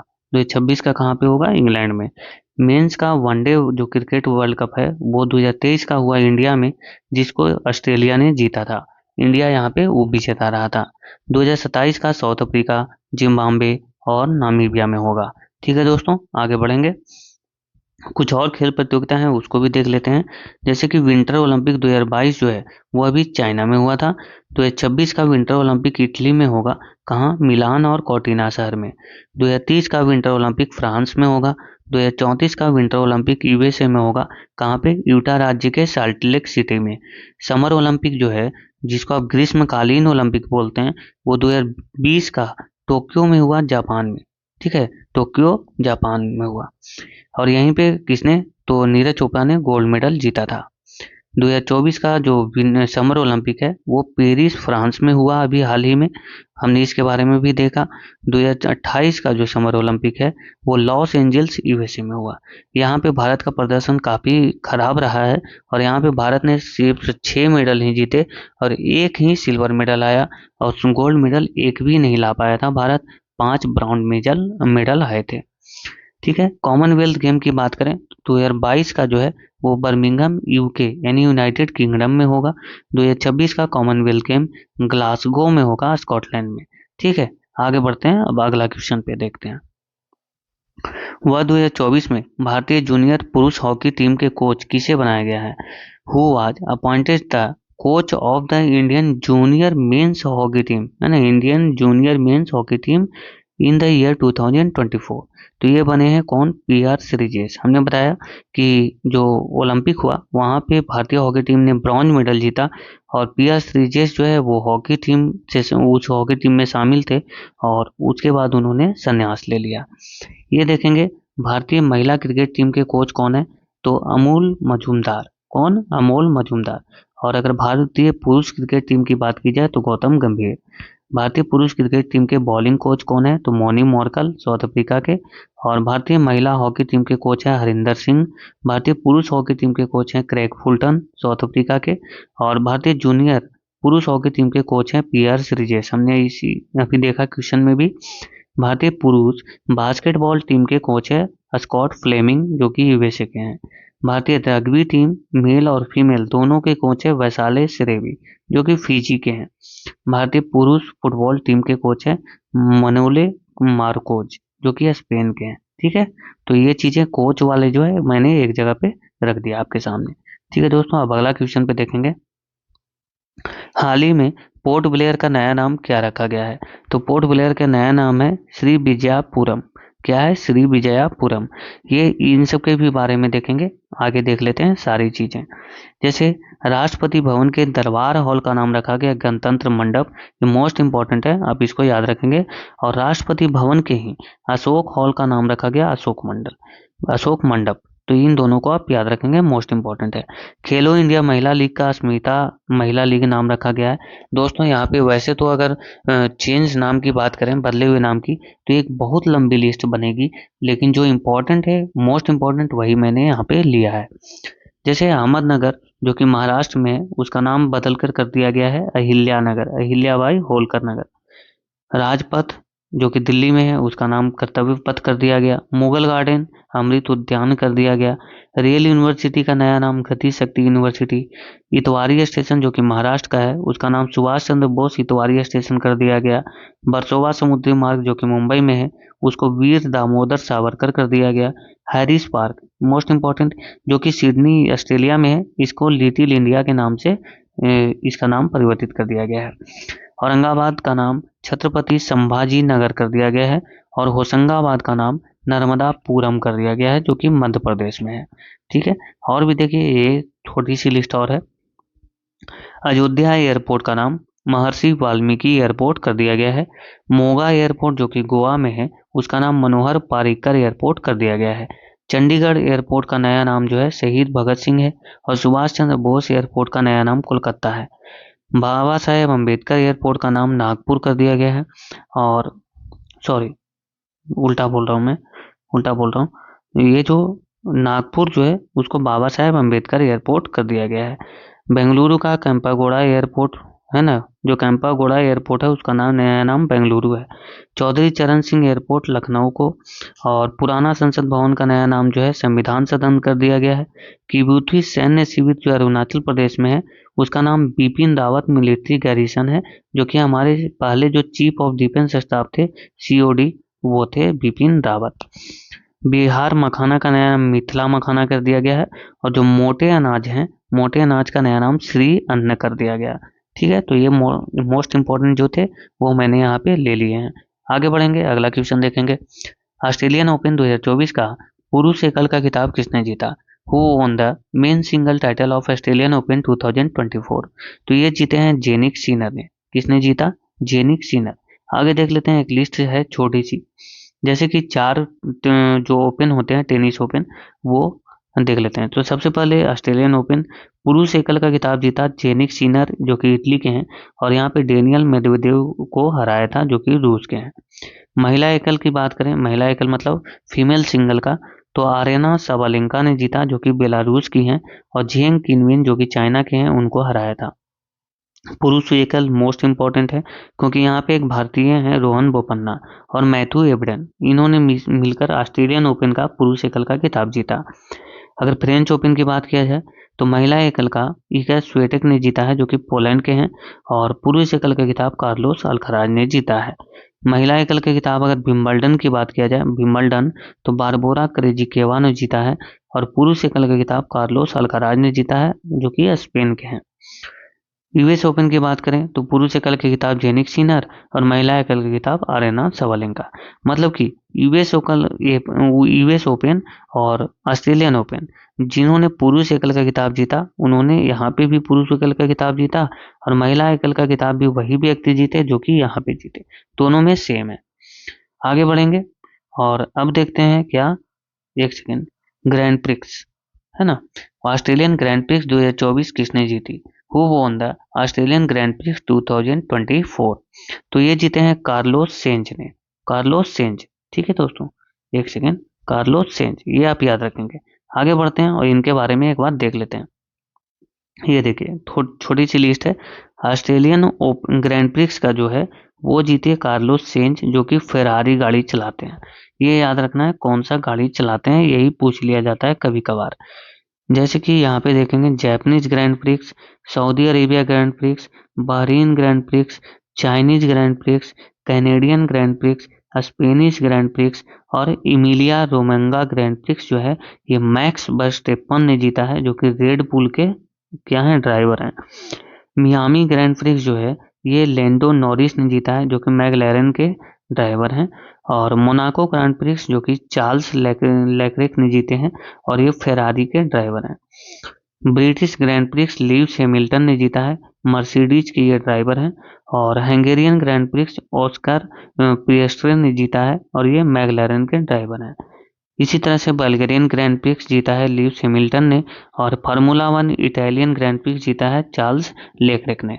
ठीक है दोस्तों, तो यहाँ पे जितने भी ग्रैंड प्रिक्स हैं जो कि 2024 के हैं वो मैंने यहाँ पे आपको एक जगह पे करवा दिए हैं। आगे बढ़ते हैं, अगला क्वेश्चन देखेंगे। सोर्स कोड किसकी आत्मकथा है? Whose autobiography is source code. तो सोर्स कोड जो है वो बिल गेट्स की क्या है, ऑटोबायोग्राफी है। यहाँ पे कुछ और जो ऑटोबायोग्राफी है वो हम यहाँ पे देख लेते हैं। एक सेकेंड दोस्तों। जैसे कि सचिन तेंदुलकर की जो ऑटोबायोग्राफी है वो है playing it my way, Yuvraj Singh की the test of my life, Kapil Dev का straight from the heart, Sourav Ganguly का century is not enough, VVS Laxman का है autobiography 281 and beyond, Sanjay Manjrekar का है इम्परफेक्ट, शाहिद अफरीदी का है गेम चेंजर और क्रिस गेल का है सिक्स मशीन, शेन वार्न का है नो स्पिन, रिकी पॉन्टिंग का है pointing at the close of play, pointing at the close of play, I have the street a kitty cricket story R Ashwin का है। और आर अश्विन ने अभी क्या कर लिया है, इन्होंने संन्यास की घोषणा कर दी है, इंटरनेशनल क्रिकेट से इन्होंने संन्यास ले लिया है। ठीक है, आगे बढ़ते हैं। संस्कृति के आयाम नामक पुस्तक किसने लिखी है? Who has written the book titled dimension. अच्छा, संस्कृति के आयाम यहाँ पे होगा। ठीक है, संस्कृति के आयाम ये कौन लिखे? तो ये मनोरम मिश्रा ने लिखा है इस पुस्तक को। किसने? मनोरम मिश्रा ने। देखिए दोस्तों, 2024 में वैसे तो बहुत सारे बुक्स लिखे गए हैं, लेकिन कुछ ऐसे बुक्स हैं जो कि इम्पोर्टेंट हैं, तो वो हम यहाँ पे थोड़ा सा देख लेते हैं। मनोरम मिश्रा के बारे में हमने देख लिया है, आगे देख लेते हैं। जैसे कि कॉल ऑफ गिर ये लिखे परिमल नाथवानी ने। किन्होंने लिखा? परिमल नाथवानी ने। और breaking rocks and barriers Sudipta Sen Gupta, ये एक पर्वतारोही हैं और इन्होंने लिखा है। द प्रिजनर ऑफ भोपाल ये लिखे हैं टिम वॉकर ने। सोर्स कोड अभी हमने देखा Bill Gates. The winners mindsets ये शेन वाटसन ने लिखा है, ऑस्ट्रेलिया के ये ऑलराउंडर थे। और power within the leadership legacy of Narendra Modi R Balasubramanian ने लिखा है। जस्ट अ मर्सिनरी ये लिखे हैं डी सुब्बाराव ने। Fly on the RBI wall लिखा है, मोस्ट इंपॉर्टेंट है ये, अल्पना किलवाला ने। ये आप याद रखना। Heavenly island of Goa Sreedharan Pillai ने लिखा है और ये गोवा के पूर्व राज्यपाल भी रह चुके हैं। Manoj Bajpayee the definitive biography लिखा है पीयूष पांडे ने। और I have the street a Kutti cricket story R Ashwin, ये तो हमने देख ही लिया। और इन्होंने क्या कर लिया है, संन्यास की घोषणा कर दी है, मतलब रिटायर हो गए हैं। स्कल्प्टेड स्टोन माइस्ट्रीज ऑफ मामलापुरम लिखे हैं अश्विनी प्रभु ने। बाबरी मस्जिद राम मंदिर दुविधा ये लिखे हैं माधव गोडबोले ने। गांधी अलाइव इन 3 कैंपेन लिखे हैं एमजे अकबर ने। Punjab Pranab Pranab my father a daughter remember Sharmistha Mukherjee ने लिखे हैं। शर्मिष्ठा मुखर्जी जो है प्रणब मुखर्जी की पुत्री हैं। Ramvilas Paswan the weathervane of Indian politics लिखे हैं शोभना के नायर ने। ठीक है, breaking the moulds reimagining India's economy future economic future ये लिखे हैं रघुराम राजन ने। दरअसल दोस्तों बहुत ज़्यादा रात हो गया है और मैं दिन भर इस कंटेंट को लिखने में बहुत ज़्यादा बिजी था, तो इसलिए थोड़ा सा काम नहीं कर रहा, एनर्जी बची नहीं है। ठीक है, देखते हैं। वेलकम टू पैराडाइज ये ट्विंकल खन्ना ने लिखा है। ठीक है, कौन? ट्विंकल खन्ना। डबलिंग इन डिप्लोमेसी लिखे हैं कौन? ये लिखे हैं प्रोफेसर एस डी मुनि ने। An uncommon love the early life of Sudha Narayana Murthy लिखा चित्रा बनर्जी ने। 4 स्टार्स ऑफ डेस्टिनी लिखा मनोज मुकुंद नरवणे ने। The idea of democracy Sam Pitroda, ये बहुत चर्चा में रहा पुस्तक है ना, सैम पित्रोदा ने लिखा था इसको। नाइफ एन अटेम्प्टिंग मर्डर के बारे में लिखा है कौन? सलमान रुश्दी ने। ठीक है, आगे बढ़ेंगे और ये लास्ट पेज है, यहाँ पे देख लेते हैं। Trillion dollar economy, Yogi government on the move, ये लिखे हैं सिलवंत सिंह ने।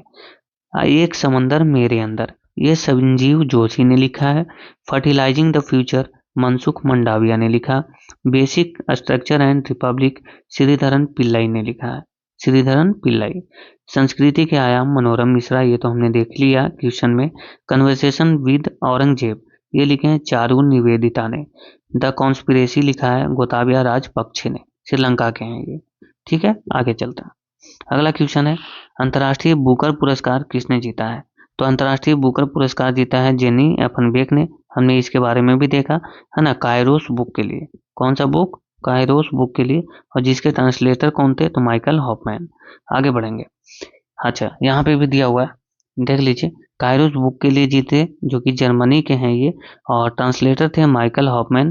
प्राइज मनी दिया जाता है किसमें? तो इंटरनेशनल बुकर प्राइज में 50,000 पाउंड।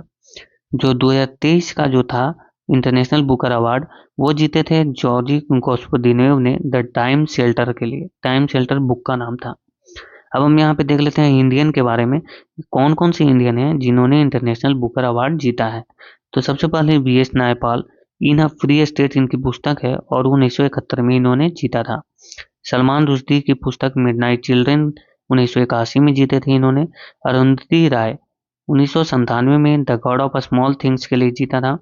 किरण देसाई ने 2006 में द इनहेरिटेंस ऑफ लॉस के लिए जीता था। अरविंद अडिगा 2008 में द वाइट टाइगर के लिए जीता था।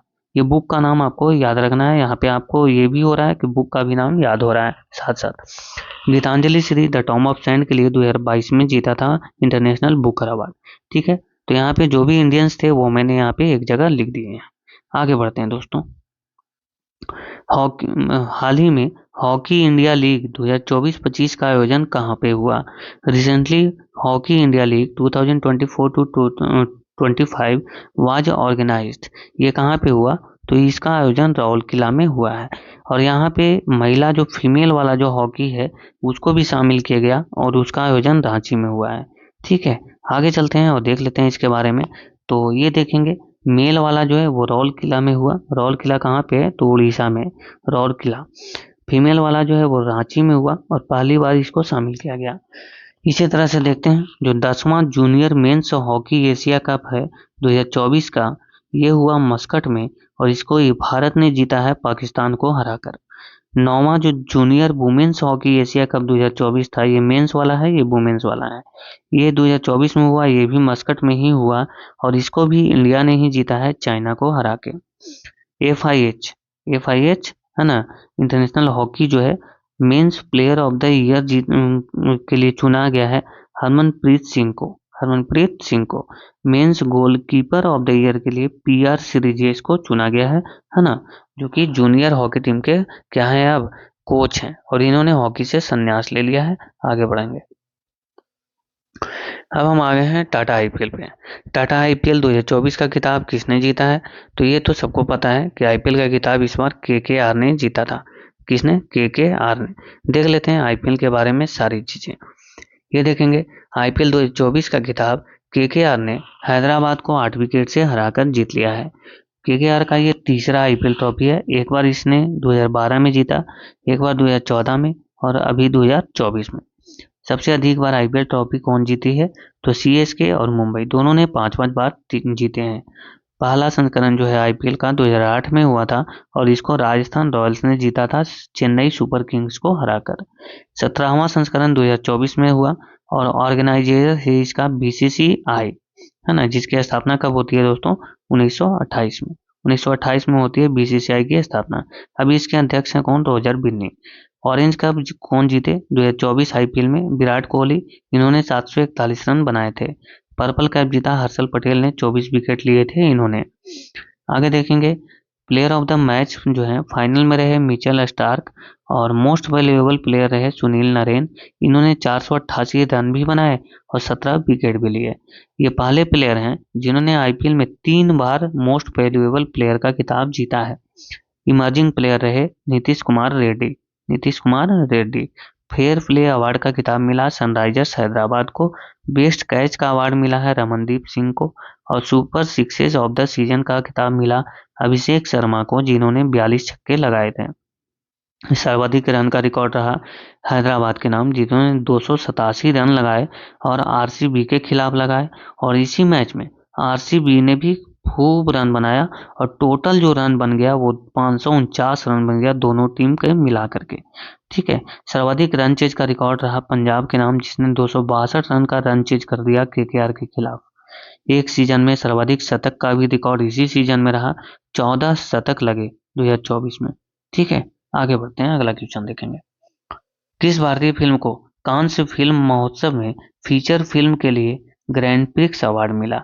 विच Indian film receive the grand prix award for feature film at the Cannes film festival? ये जीता है कौन? All We Imagine as Light. All We Imagine as Light. ठीक है दोस्तों, देख लेते हैं इसके बारे में भी। देखिए, कांस्य फिल्म महोत्सव जो है 2024 का, इसमें सर्वश्रेष्ठ फीचर फिल्म के लिए पाल्मे डियोर या गोल्डन पाम का अवार्ड मिला किसको?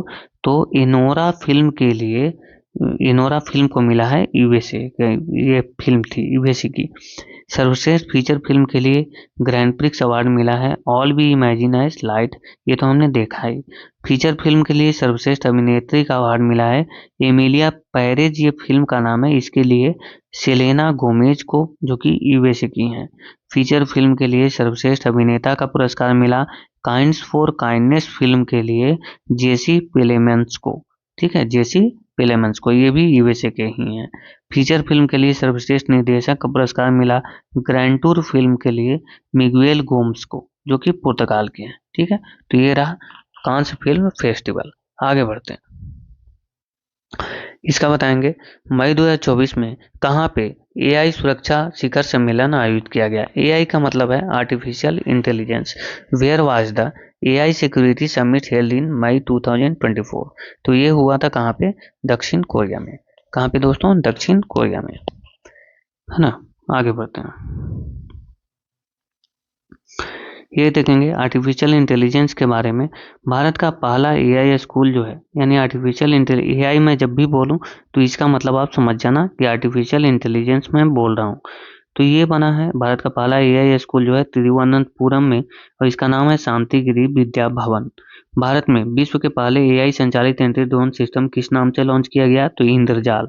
खुफिया जानकारी एकत्र करने के लिए एआई आधारित ओरोन विमान किसने लॉन्च किया है? तो इजराइल ने। एलोन मस्क ने एआई आधारित स्टार्टअप लॉन्च किया है जिसका नाम है एक्स एआई। भारत की पहली एआई सिटी कौन बनेगी? तो लखनऊ। कंपनी में सीईओ बनने वाली विश्व की पहली एआई रोबोट कौन है? तो मिका। कौन है? मिका। आगे बढ़ते हैं, किस राज्य ने एआई आधारित न्यूज एंकर लीसा लॉन्च किया? तो ओडिशा ने। दोस्तों, एआई से किसी भी एग्जाम में काफी प्रश्न पूछे जा रहे हैं, तो इसलिए मैंने एआई पूरा यहाँ पे कवर कर लिया है। ठीक है।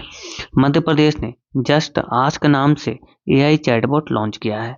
मेटा और माइक्रोसॉफ्ट ने मिलकर एआई आधारित नए भाषा मॉडल को विकसित किया है जिसका नाम है ललामा 2। क्या? ललामा 2। माइक्रोसॉफ्ट ने ग्रामीण भारत के लिए एआई चैटबॉट लॉन्च किया है जिसका नाम है जुगलबंदी। क्या है? जुगलबंदी। किस एआई ने पीएम मोदी के भाषणों को तमिल में अनुवाद किया? तो इसका नाम था भाषिनी एआई। क्या था? भाषिनी एआई। सुप्रीम कोर्ट ने भी एआई आधारित क्षेत्रीय भाषा अनुवाद उपकरण लॉन्च किया है जिसका नाम है सुभाष। ओपन एआई किसका है? तो चैट जीपीटी। ओपन एआई का जो है एआई उसका नाम है चैट जीपीटी, जिसका मतलब है जनरेटिव प्री ट्रेंड ट्रांसफॉर्मर। रसिया का जो ओपन एआई, सॉरी, रसिया का जो एआई है उसका नाम है गीगा चैट, और गूगल का है एआई चैटबॉट जिसका नाम बार्ड है। एआई के गॉड फादर हैं जेफरी हिंटन, और स्टैनफोर्ड यूनिवर्सिटी की सर्वाधिक एआई निवेश वाले देशों में भारत का जो स्थान है वो है 5वां। ठीक है, 5वां। एआई सुरक्षा पर पहला जो शिखर सम्मेलन है वो हुआ था यूके में। कहाँ पे? यूके में, यूनाइटेड किंगडम में। आगे बढ़ेंगे, ओला ने भारत का पहला एआई मॉडल लॉन्च किया जिसका नाम है कृत्रिम। भारत की पहली एआई टीचर का नाम है आयरिस। ठीक है, याद रखना, मोस्ट इंपॉर्टेंट है। जम्मू कश्मीर ने भारत का पहला टेल मानस चैटबॉट लॉन्च किया है। शिक्षा में बहुभाषावाद को बढ़ावा देने के लिए एआई आधारित ऐप लॉन्च किया है जिसका नाम है अनुवादिनी। क्या है? अनुवादिनी। देश का पहला एआई और रोबोटिक पार्क है जिसका नाम है आर्ट पार्क। क्या है? आर्ट पार्क, और ये बेंगलुरु में है। दुनिया का पहला एआई सॉफ्टवेयर इंजीनियर है डेविन। कौन? डेविन। और कॉग्निशन कंपनी ने इसको बनाया है। भारत का पहला एआई सॉफ्टवेयर इंजीनियर है देविका। है ना? कौन? Devika. AI super computer Stargate कौन बना रहा है? तो माइक्रोसॉफ्ट ओपन एआई के साथ मिलकर। जंगल की आग का पता लगाने के लिए उन्नत एआई सिस्टम कहाँ पे बनाया गया है? तो पेंच टाइगर रिजर्व में। कहाँ पे? पेंच टाइगर रिजर्व में। आगे बढ़ेंगे। दुनिया का पहला स्पोक्स पर्सन यानी प्रवक्ता लॉन्च किया है यूक्रेन ने, विक्टोरिया श्री। इसका नाम क्या है? विक्टोरिया श्री। भारत की पहली एआई फिल्म है ईरा। ये आप याद रखना, मोस्ट इंपोर्टेंट है, बहुत बार पूछा गया है। किस राज्य ने एआई केंद्र स्थापित करने के लिए WEF यानी वर्ल्ड इकोनॉमिक फोरम के साथ समझौता किया है? कर्नाटका ने। हनुमान। हनुमान एक एआई चैटबॉट है जिसको रिलायंस ने लॉन्च किया। जीनी एआई प्लेटफॉर्म लॉन्च किया गूगल ने। और WHO ने अपना पहला AI powered digital health promoter launch किया है जिसका नाम है सारा। क्या नाम है? सारा। मोस्ट इंपॉर्टेंट है, याद रखिएगा। एआई में भारतीय स्टार्टअप को सशक्त बनाने के लिए इम्पेल एआई प्रोग्राम लॉन्च किया है किसने? माइक्रोसॉफ्ट ने। सेबी के एआई चैटबॉट सर्विस का नाम है सेवा। क्या नाम है? सेवा। आगे बढ़ेंगे अब हम। फेडरेशन कप 2024 में नीरज चोपड़ा ने कौन सा पदक जीता? विच medal did Neeraj Chopra win in federation cup 2024? तो यहाँ पे इन्होंने गोल्ड मेडल जीता था। ठीक है, गोल्ड मेडल जीता था इन्होंने। नीरज चोपड़ा की अगर बात की जाए तो अर्जुन पुरस्कार इनको मिला 2018 में। और एक सेकेंड दोस्तों, एक सेकेंड, 2018 में। मेजर ध्यानचंद खेल रत्न पुरस्कार मिला 2021 में। और पद्म श्री मिला 2022 में। भाला फेंक दिवस मनाया जाता है 7 अगस्त को, क्योंकि 7 अगस्त के दिन ही इन्होंने क्या टोक्यो ओलंपिक में गोल्ड मेडल जीता था। पेरिस ओलंपिक 2024 में इन्होंने क्या जीता? तो सिल्वर मेडल जीता। अरशद नदीम जो कि पाकिस्तान के हैं, इन्होंने फाइनल में गोल्ड मेडल जीता था। टोक्यो ओलंपिक में इन्होंने 87.58 मीटर के साथ गोल्ड मेडल जीता था। और ओलंपिक में गोल्ड जीतने वाले पहले भारतीय एथलीट भी बने। इनका सर्वश्रेष्ठ थ्रो जो है 89.94 मीटर का है, जो कि 2022 में स्वीडन में आया था स्टॉकहोम डायमंड लीग में। ठीक है दोस्तों, तो ये रहा नीरज चोपड़ा की अचीवमेंट्स। आगे बढ़ेंगे। Sorry. FIFA women's World Cup 2027 की मेजबानी कौन करेगा? तो दोस्तों फीफा जो वुमेन्स जो वर्ल्ड कप है उसकी मैं बात कर रहा हूँ, तो इसकी मेजबानी करेगा ब्राजील। कौन करेगा? ब्राजील। ठीक है दोस्तों, आगे बढ़ेंगे, देखते हैं पहले 2023 का जो ऑस्ट्रेलिया और न्यूजीलैंड में हुआ। 2023 का जो फीफा वुमेन्स वर्ल्ड कप था उसका आयोजन कहाँ हुआ? तो ऑस्ट्रेलिया और न्यूजीलैंड में। स्पेन रहा विजेता और इंग्लैंड रहा उप विजेता। पहला जो हुआ वुमेन्स वर्ल्ड कप वाला फीफा का, वो हुआ था 1991 में और चीन में हुआ था। इसको जीता था कौन? अमेरिका ने। आगे बढ़ेंगे, फीफा के बारे में थोड़ा देख लेते हैं। फीफा मेंस वर्ल्ड कप जो 2022 का है, जो कि 22वां संस्करण था, वो कतर में हुआ। हमने पीछे भी देखा। अर्जेंटीना इसका विजेता रहा और फ्रांस उप विजेता रहा। फीफा मेंस वर्ल्ड कप 2026 का आयोजन यूएसए, कनाडा और मैक्सिको में होगा, ये तो हमने देख ही लिया। ऑल इंडिया फुटबॉल फेडरेशन के हेड हैं कल्याण चौबे। और फीफा की स्थापना होती है 1904 में। इसका मुख्यालय है ज्यूरिख, स्विट्जरलैंड में। और प्रेसिडेंट हैं Gianni Infantino. Rovers cup, Santosh trophy, Durand cup, Subroto cup, Ashutosh cup, Merdeka cup का संबंध है फुटबॉल से। ठीक है दोस्तों, आगे बढ़ेंगे। हाल ही में किसने चंद्रमा पर पहला रेलवे सिस्टम फ्लोट फ्लोट जिसका फुल फॉर्म है फ्लेक्सिबल लेविएशन ऑन अ ट्रैक, इसको बनाने की घोषणा की है? तो ये घोषणा की है नासा ने। किसने? नासा ने। देखते हैं नासा के बारे में। तो देखेंगे नासा का full form national aeronautics and space administration. इसका मुख्यालय है वाशिंगटन डीसी में। इसका जो मोटो है वो है for the benefits of all. For the benefits of all. हाल ही में नासा ने मानव को चांद पर भेजने के लिए आर्टेमिस मिशन शुरू किया है, जिसके तहत क्रिस्टीना कोच को चांद पर भेजा जा रहा है। और क्रिस्टीना कोच चांद पर जाने वाली पहली महिला बनी है, सॉरी। चंद्रमा के दक्षिण ध्रुव पर पहुंचने वाला दूसरा देश कौन बना? अमेरिका। और पहला देश कौन बना? भारत। कौन? हमारा प्यारा देश भारत। आगे बढ़ेंगे। आगे देखते हैं इंडिया इसरो के बारे में देख लेते हैं। तो Indian Space Research Organisation full form होगा इसरो का, और इसकी स्थापना 1969 में होती है। आदर्श वाक्य है मानव जाति की सेवा में अंतरिक्ष प्रौद्योगिकी। 2035 का मिशन क्या है इसरो का? तो 2035 तक खुद का स्पेस स्टेशन बनाने का लक्ष्य है, और 2040 तक चांद पर मानव को भेजने का लक्ष्य रखा गया है ना। और चांद पर पहुंचने वाला चौथा देश कौन बन गया? भारत। लेकिन अगर दक्षिणी ध्रुव पर पहुंचने की बात की जाए तो पहला देश है भारत, दक्षिणी ध्रुव पर पहुंचने वाला। अध्यक्ष कौन है अभी इसरो के? तो एस सोमनाथ। आगे बढ़ेंगे। किस देश ने दुनिया की पहली high speed carbon fibre train बनाई है? तो ये बनाई है चीन ने। चीन ने कार्बन फाइबर ट्रेन बनाई है जो कि हाई स्पीड है, आप फोटो भी देख सकते हैं। आगे बढ़ेंगे। और दुनिया की पहली हाइड्रोजन संचालित जो ट्रेन है वो बनाई है जर्मनी ने। दुनिया की पहली सेल्फ ड्राइविंग ट्रेन बनाई भी है जर्मनी ने। और एशिया की पहली हाइड्रोजन संचालित ट्रेन चीन ने बनाई। सऊदी अरब की पहली luxury train Dream of the Desert है। क्या है? Dream of the Desert. Bharat की पहली semi high speed regional rail service का नाम है नमो भारत। क्या है? नमो भारत। पहले इसका नाम था रैपिड एक्स। पहले क्या नाम था? Rapid x. आगे बढ़ेंगे और अगला क्वेश्चन देखेंगे। 9वें महिला क्रिकेट एशिया कप किसने जीता? तो ये जीता है किसने जीता है? श्रीलंका ने। किसने? श्रीलंका। श्रीलंका ने इसको जीत लिया है। आगे देखेंगे। 9वां महिला एशिया कप की मेजबानी कौन कर रहा था? श्रीलंका कर रहा था।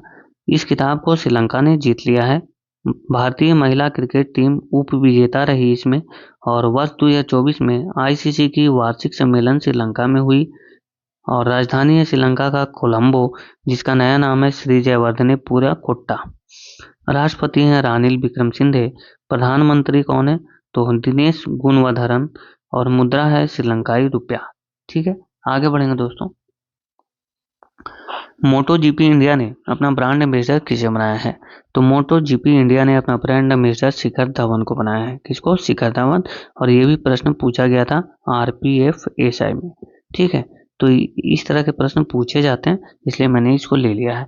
मोटो जीपी इंडिया 2025 जो है वो नोएडा यूपी में होगा। कहाँ पे? यूपी में। फर्स्ट जो ई फार्मूला रेस 2023 में हुआ था वो हुआ था हैदराबाद में, दूसरा भी हैदराबाद में, और तीसरा कहाँ पे होगा? तो नोएडा में, यूपी में। ठीक है दोस्तों, आगे बढ़ते हैं और देख लेते हैं थोड़ा सा ब्रांड एम्बेसडर के बारे में।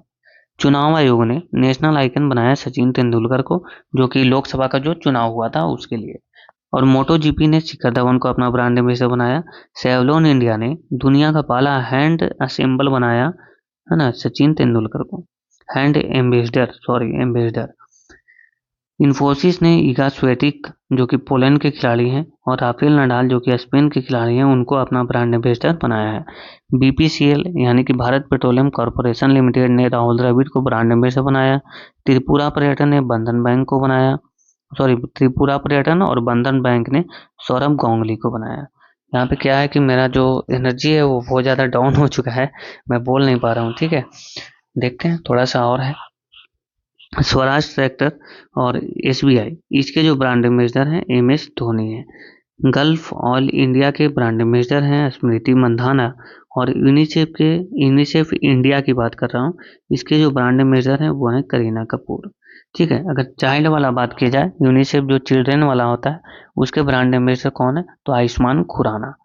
तंबाकू नियंत्रण के लिए ब्रांड एम्बेसडर बनाया गया है पीवी सिंधु को, और फिट इंडिया मूवमेंट के लिए नरेंद्र कुमार यादव को। ठीक है, आगे बढ़ते हैं दोस्तों। ये बात करेंगे हिंदी साहित्य सम्मेलन 2024 का आयोजन कहाँ पे हुआ? वेयर वाज हिंदी साहित्य सम्मेलन 2024 हेल्ड? तो इसका आयोजन जो है वो देहरादून में हुआ था। कहाँ पे? देहरादून। इसको देखेंगे तो हिंदी भाषा साहित्य तथा देवनागरी का प्रचार प्रसार करने के लिए को बढ़ावा देने के लिए हिंदी साहित्य सम्मेलन की स्थापना 1910 में की गई थी। और इसका जो पहला जो सम्मेलन था वो हुआ था कहाँ पे? वाराणसी में। कहाँ पे दोस्तों? वाराणसी में। इसको आप ध्यान में रखेंगे। आगे देख लेते हैं हिंदी के बारे में कुछ। पहला विश्व हिंदी सम्मेलन 10 जनवरी 1975 को हुआ था। ये विश्व हिंदी सम्मेलन की बात कर रहा हूँ मैं। कहाँ पे? नागपुर में। दुनिया में सबसे ज़्यादा बोले जाने वाली भाषा कौन है? तो वो है इंग्लिश। सेकेंड नंबर पे मंदारिन जो कि चाइना का है, और तीसरे नंबर पे आता है हमारा प्यारा हिंदी। हिंदी भाषा का साहित्य अकादमी पुरस्कार 2023 मिला संजीव को मुझे पहचानों के लिए, ये तो हमने पीछे भी देख लिया। विश्व हिंदी दिवस 10 जनवरी को मनाया जाता है और राष्ट्रीय हिंदी दिवस 14 सितंबर को मनाया जाता है। ये आप याद रखना, दोनों में कंफ्यूजन बढ़ जाता है। आगे बढ़ते हैं। किस प्राचीन विश्वविद्यालय के नए परिसर का अनावरण प्रधानमंत्री नरेंद्र मोदी के द्वारा किया गया? The new campus of which ancient university was unveiled by prime minister Narendra Modi. तो ये जो है किसका? नालंदा विश्वविद्यालय का। दोस्तों, नालंदा विश्वविद्यालय की स्थापना कुमार गुप्त ने करवाई थी। किसने? कुमार गुप्त ने। और विक्रमशिला विश्वविद्यालय ये करवाया था धर्मपाल ने। आगे बढ़ेंगे। ये तो हमने हिस्ट्री में पढ़ा ही है। अब आगे देख लेते हैं। बिहार के राजगीर में नालंदा विश्वविद्यालय का उद्घाटन किया गया। ठीक है। 480 एकड़ में बना यह परिसर दुनिया का सबसे बड़ा नेट जीरो ग्रीन यूनिवर्सिटी परिसर है। इसके परिसर में कमल सागर झील भी है। कौन सा झील? कमल सागर, जो कि 100 एकड़ में बना हुआ है। कमल सागर झील कितना में है? 100 एकड़ में। इसके चांसलर हैं अरविंद पनगड़िया। और भारत का पहला वन विश्वविद्यालय तेलंगाना में बना। भारत के बाहर पहला योग विश्वविद्यालय यूएसए में बना। और सबसे बड़ा रामायण मंदिर भी बन रहा है कहाँ पे? बिहार में। आगे बढ़ेंगे। अंतर्राष्ट्रीय टी20 क्रिकेट से संन्यास ले लिया है किसने? Who retired from international T20 cricket? तो ये रविंद्र जडेजा ने भी ले लिया है। टी20 की बात कर रहा हूँ।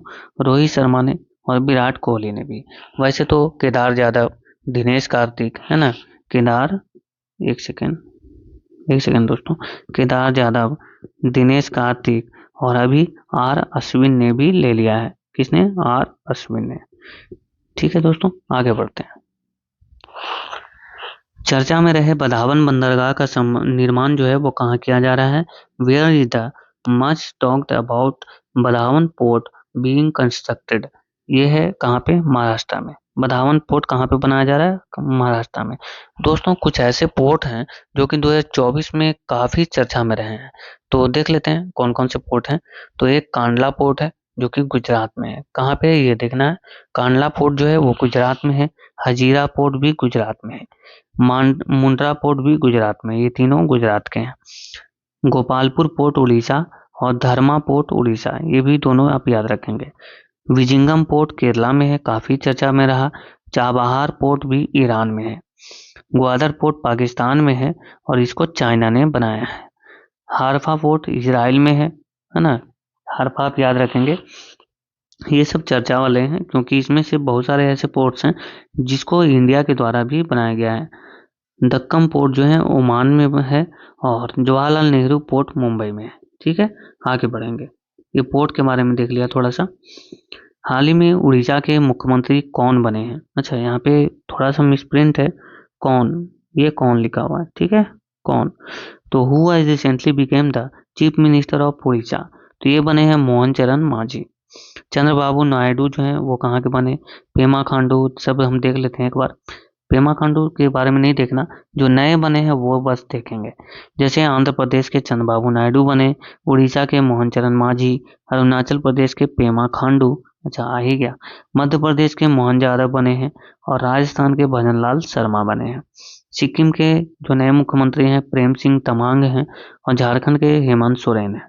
हरियाणा के नायब सिंह सैनी, छत्तीसगढ़ के विष्णुदेव साय, मिजोरम के लालदुमुहा, तेलंगाना के रेवंत रेड्डी और महाराष्ट्र के अभी बने हैं फिर से देवेंद्र फडणवीस।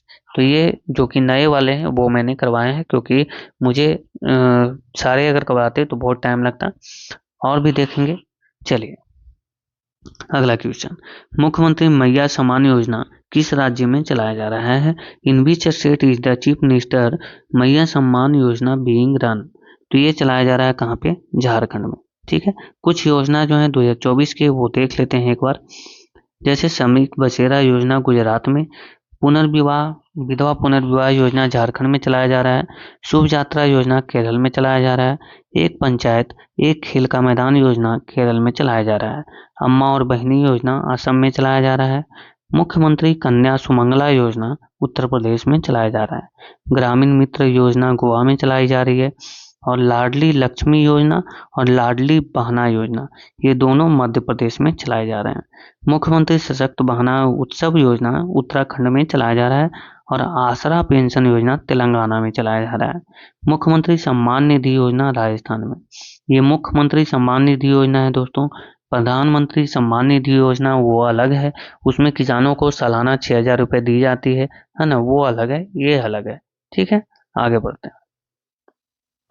मुख्यमंत्री मैया सम्मान योजना जो है झारखंड में चलाया जा रहा है, अभी हमने क्वेश्चन में भी देखा।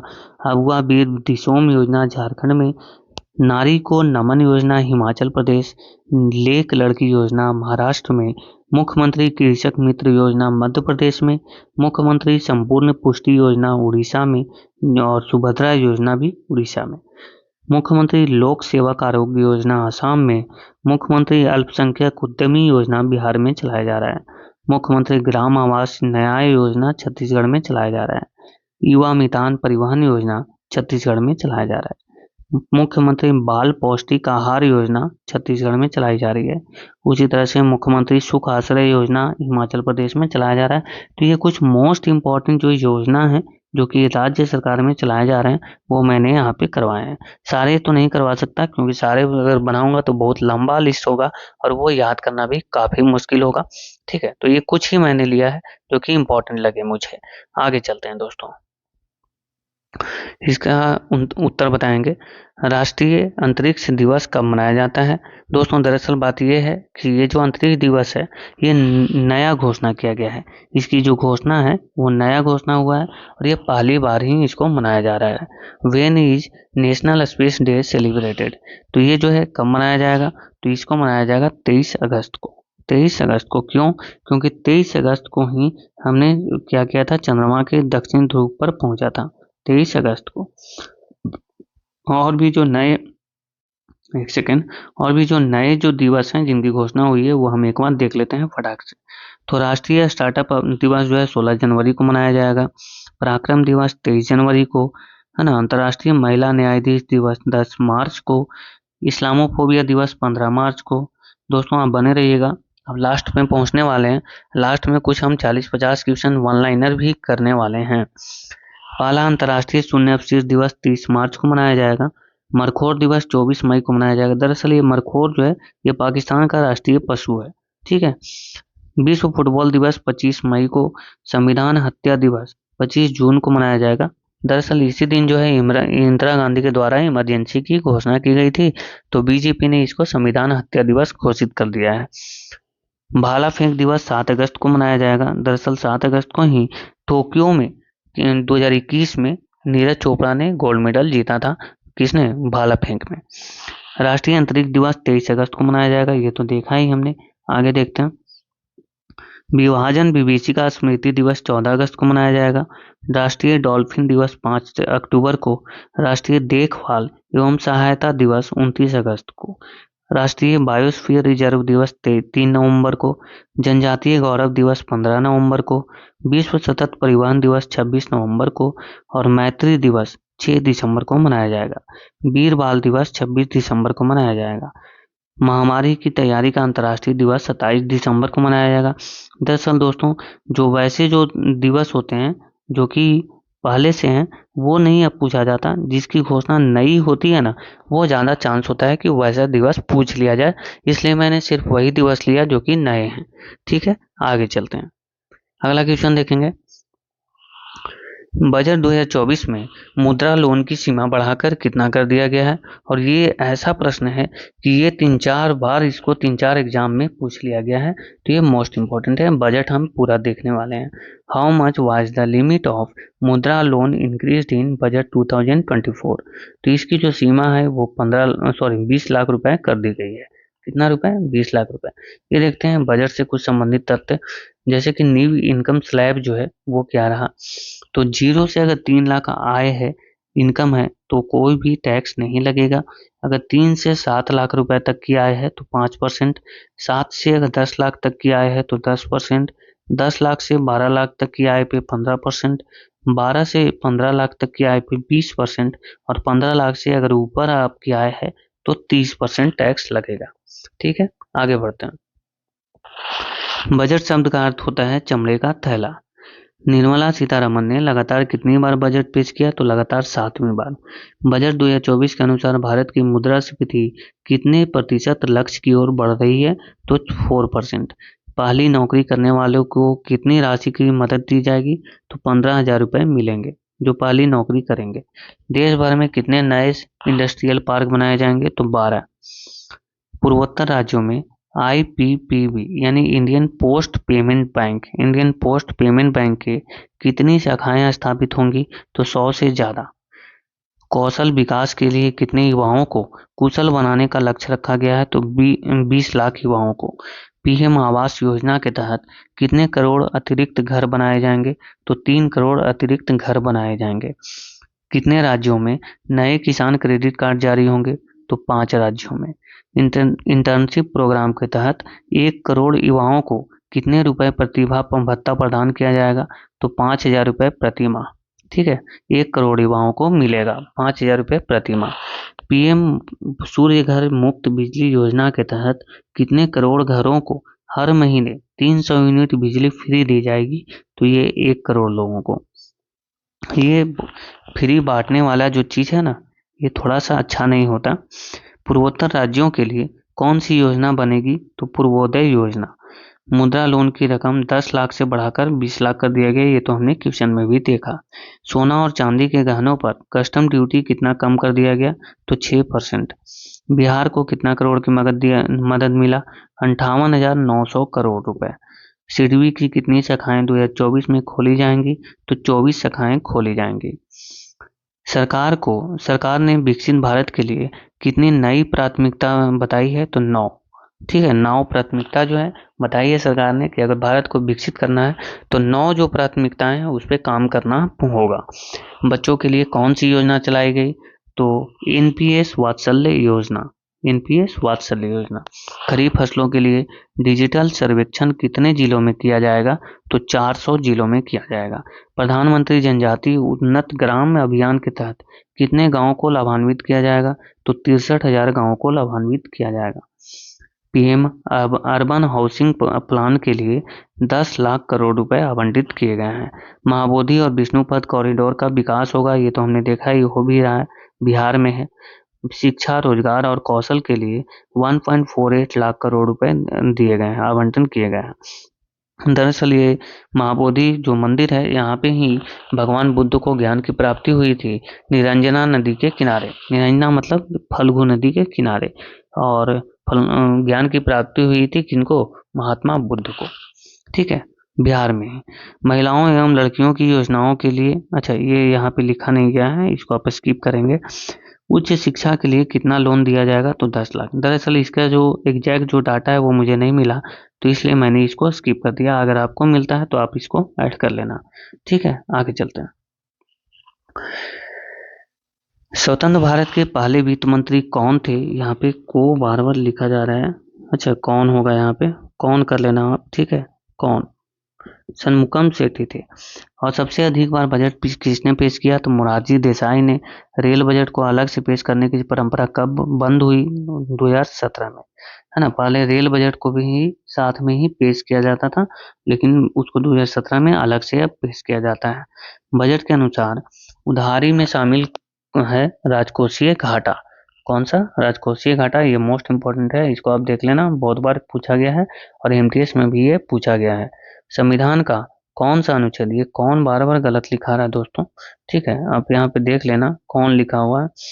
संविधान का कौन सा अनुच्छेद केंद्रीय बजट की प्रस्तुति से संबंधित है? तो अनुच्छेद 112। दरअसल संविधान में बजट शब्द का कहीं भी यूज नहीं हुआ है। बजट के लिए कौन सा शब्द यूज हुआ है? तो वार्षिक वित्तीय विवरण। वार्षिक वित्तीय विवरण। संविधान में बजट के लिए उपयोग की गई शब्द आर्थिक सर्वेक्षण। सबसे पहले किस देश ने बजट पेश किया? तो ब्रिटेन ने। सरकार द्वारा बजट कहाँ पेश किया जाता है? तो संसद में। किस क्षेत्र को सबसे अधिक राशि का आवंटन हुआ? रक्षा क्षेत्र को, है ना, डिफेंस को सबसे अधिक राशि मिला है 2024 के बजट में।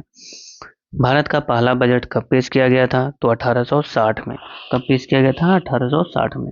ऑपरेशन ग्रीन किससे संबंधित कौन कौन सा है? तो टमाटर, प्याज, आलू, ये सब का उत्पादन जो है ऑपरेशन ग्रीन से संबंधित है। अब अगला हम देख लेते हैं वन लाइनर क्वेश्चन को। ठीक है, देखिए, नई दिल्ली में भारत का पहला आयुर्वेद कैफे खोला गया है। कहाँ पे? नई दिल्ली में। ये सारे मोस्ट इम्पोर्टेंट है, इसलिए आपको ध्यान से देखना है। असम में भारत की पहली 100% इलेक्ट्रिक बाइक टैक्सी शुरू हुई है। बेंगलुरु में भारत का पहला 3D प्रिंटेड डाकघर स्थापित किया गया, ये तो हमने देख लिया। सऊदी अरब में दुनिया की पहली 3D मस्जिद, ये भी देख लिया। पुणे में भारत का पहला संविधान गार्डन बनाया गया, ये नहीं देखा, इसको देखना है। बेंगलुरु में भारत की पहली ड्राइवरलेस मेट्रो शुरू हुई है। अनामिका राजीव ने भारतीय सेना में पहली महिला हेलीकॉप्टर बनकर पायलट बनकर इतिहास रच दिया है। किसने? अनामिका बी राजीव ने। गोपी थोटकोरा ने भारत के पहले अंतरिक्ष पर्यटक बनकर इतिहास रचा है। डॉक्टर अक्षता कृष्णमूर्ति मंगल ग्रह पर रोवर संचालित करने वाली पहली भारतीय महिला बनी है। थाईलैंड समलैंगिक विवाह को मान्यता देने वाला दक्षिण पूर्व एशिया का पहला देश है। कौन? थाईलैंड। कोझिकोड को भारत का पहला साहित्यिक शहर घोषित किया गया है, ये भी हमने देख लिया। पाली जिला जो कि राजस्थान में है, दुनिया का पहला ओम आकार का मंदिर स्थापित किया गया है। नई दिल्ली में भारत की पहली ग्रीन हाइड्रोजन सेल बस शुरू की गई है। लेह लद्दाख में भारत की पहली हाइड्रोजन ईंधन सेल बस सेवा शुरू हुई है। हरियाणा में भारत की पहली हाइड्रोजन से चलने वाली ट्रेन शुरू हुई है। सरजू नदी पर भारत की पहली सौर ऊर्जा संचालित नाव शुरू हुई है। सौर ऊर्जा संचालित नाव। उदयपुर जो कि राजस्थान में है को भारत का पहला वेटलैंड शहर घोषित किया गया है। वेटलैंड शहर मतलब आर्द्र भूमि शहर। भारत का पहला केंद्रीय वित्त पोषित गाय अभ्यारण्य जो है उत्तर प्रदेश में बनाया गया, मुजफ्फरपुर में। केंद्रीय वित्त पोषित का मतलब क्या है? जिसका जो फंडिंग है वो केंद्र सरकार करेगी। दोस्तों, ये जो वेटलैंड है, वेटलैंड मतलब आर्द्र भूमि, और आर्द्र भूमि दिवस कब मनाया जाता है? 2 फरवरी को, है ना। रामसर के बारे में आपने सुना होगा। जो रामसर है वो ईरान में एक स्थल है, और वहाँ पे 2 फरवरी को ही क्या हुआ था? पहला सम्मेलन हुआ था, रामसर सम्मेलन, और इसलिए 2 फरवरी को वेटलैंड दिवस घोषित किया गया था। ये देखेंगे प्रधानमंत्री विश्वकर्मा योजना लागू करने वाला जो पहला यूनियन टेरिटरी है वो है जम्मू कश्मीर। देश का पहला यूनिवर्सिटी मॉल बनेगा कहाँ पे? उज्जैन में। ठीक है दोस्तों, आगे बढ़ते हैं। सुमन कुमारी बीएसएफ की पहली महिला स्नाइपर बनी। सियाचिन ग्लेशियर में तैनात होने वाली पहली महिला चिकित्सा अधिकारी बनी है। कौन? कैप्टन फातिमा वसीम। सियाचिन में तैनात होने वाली पहली महिला चिकित्सा अधिकारी बनी है गीतिका कौल। केरल में भारत का पहला निर्माण नवाचार केंद्र स्थापित किया गया है। न्यूजीलैंड प्लास्टिक उत्पाद बैग पर प्रतिबंध लगाने वाला पहला देश है। तमिलनाडु में भारत का पहला ड्रोन प्रशिक्षण केंद्र स्थापित किया गया। हैदराबाद में भारत का पहला कृषि डेटा एक्सचेंज शुरू हुआ है। संबलपुर जो कि उड़ीसा में है, भारत का पहला स्किल इंडिया सेंटर का उद्घाटन हुआ है। कहाँ पे? संबलपुर, उड़ीसा में। भारत का पहला आईआईटी रिसर्च सैटेलाइट कैंपस कहाँ स्थापित होगा? तो वो होगा उज्जैन में। देश की पहली स्वास्थ्य और स्वच्छ फूड स्ट्रीट का नाम क्या है? इसका नाम है प्रसादम। मोस्ट इंपॉर्टेंट है ये। सभी दुर्घटना संभावित स्थलों का मानचित्र बनाने वाला पहला राज्य कौन है दोस्तों? तो यह है पंजाब। ठीक है, अगला क्वेश्चन देख लेते हैं, थोड़ा सा और है। उत्तराखंड समान नागरिक संहिता लागू करने वाला पहला राज्य है, ये हमने देखा है पहले भी। हिमाचल प्रदेश अनाथ बच्चों के लिए योजना बनाने वाला पहला राज्य बना। आंध्र प्रदेश जातिगत जनगणना शुरू करने वाला दूसरा राज्य बना। पहला कौन था? बिहार, है ना। पहला कौन था? बिहार। मथुरा यूपी है। यूपी में भारत का पहला गर्ल्स सैनिक स्कूल शुरू हुआ। लखनऊ में भारत का पहला पशु शवदाह गृह स्थापित हुआ। उड़ीसा टीवी ने भारत का पहला क्षेत्रीय न्यूज एंकर लीसा लॉन्च किया है ना, लीसा। चीन ने दुनिया का पहला मीथेन से उड़ने वाला रॉकेट लॉन्च किया है ना, ये आपको ध्यान रखना है। अपनी इंटरनेट सेवा शुरू करने वाला पहला राज्य बना है केरल। ठीक है, तो ये जो 40 जो वन लाइनर थे ये हमने देखा, और इसके पहले बजट से भी जितने भी वन लाइनर बन सकते थे वो हमने सारे देख लिए हैं। तो जो भी मोस्ट इम्पोर्टेंट थे वो हमने यहाँ पे कवर किया है दोस्तों। कोशिश की है कि एक इजी वे में आपको करंट अफेयर्स क्लियर करवाया जाए। ठीक है, अगर एक एक अगर क्वेश्चन के फॉर्म में करवाता तो करीब करीब 1000 क्वेश्चन यहाँ पे बन जाते। ठीक है, 1000 क्वेश्चन बन जाते, लेकिन मैं वैसे नहीं करके मैंने सोचा कि ये करवाना ज़्यादा आसान होगा और टाइम भी आपका सेव होगा, है ना, टाइम की भी सेविंग होगी। तो इसलिए ये वीडियो काफ़ी इम्पोर्टेंट है। आप इसको एक लाइक ज़रूर करना। मैं उम्मीद करता हूँ कि आपको लाइक करने में कोई दिक्कत नहीं होगी। वैसे भी मैं देखता हूँ कि जो बड़े यूट्यूबर्स होते हैं उनके लाइक आप लोग तुरंत कर देते हैं। चलिए, कभी कभी छोटे यूट्यूबर के भी हम जैसे को भी आप लाइक करके देखा कीजिए। ठीक है, क्योंकि हम लोगों ने भी मेहनत की होती है। ठीक है, हमारी जो कंटेंट होती है ना, तो वो उनसे कहीं कम नहीं होती। बस आपको पूरा देखने की ज़रूरत होती है और समझने की ज़रूरत होती है। ठीक है, तो आप सब इतना देर मेरे साथ बने रहे हैं उसके लिए बहुत बहुत धन्यवाद। अगर आपका कोई भी सजेशन है तो आप मुझे कमेंट बॉक्स में भेज सकते हैं, और इस वीडियो को लाइक और शेयर करना बिल्कुल नहीं भूलिएगा, और इस चैनल को सब्सक्राइब तो ज़रूर ही कीजिएगा। और मैं प्रतिदिन 6 बजे 6:15 में आता हूँ लाइव, लेकिन किसी कारणवश मैं कल नहीं आ पाया था। और आज क्या है कि आज करंट अफेयर का सेशन था, लेकिन करंट अफेयर पूरा नहीं हो पाया और मैं नहीं चाहता था कि आधा अधूरा लेकर मैं आऊँ। ठीक है, तो इसलिए मैं ऐसे लेकर के आया। और जो भी है उसके लिए बहुत बहुत आपका धन्यवाद।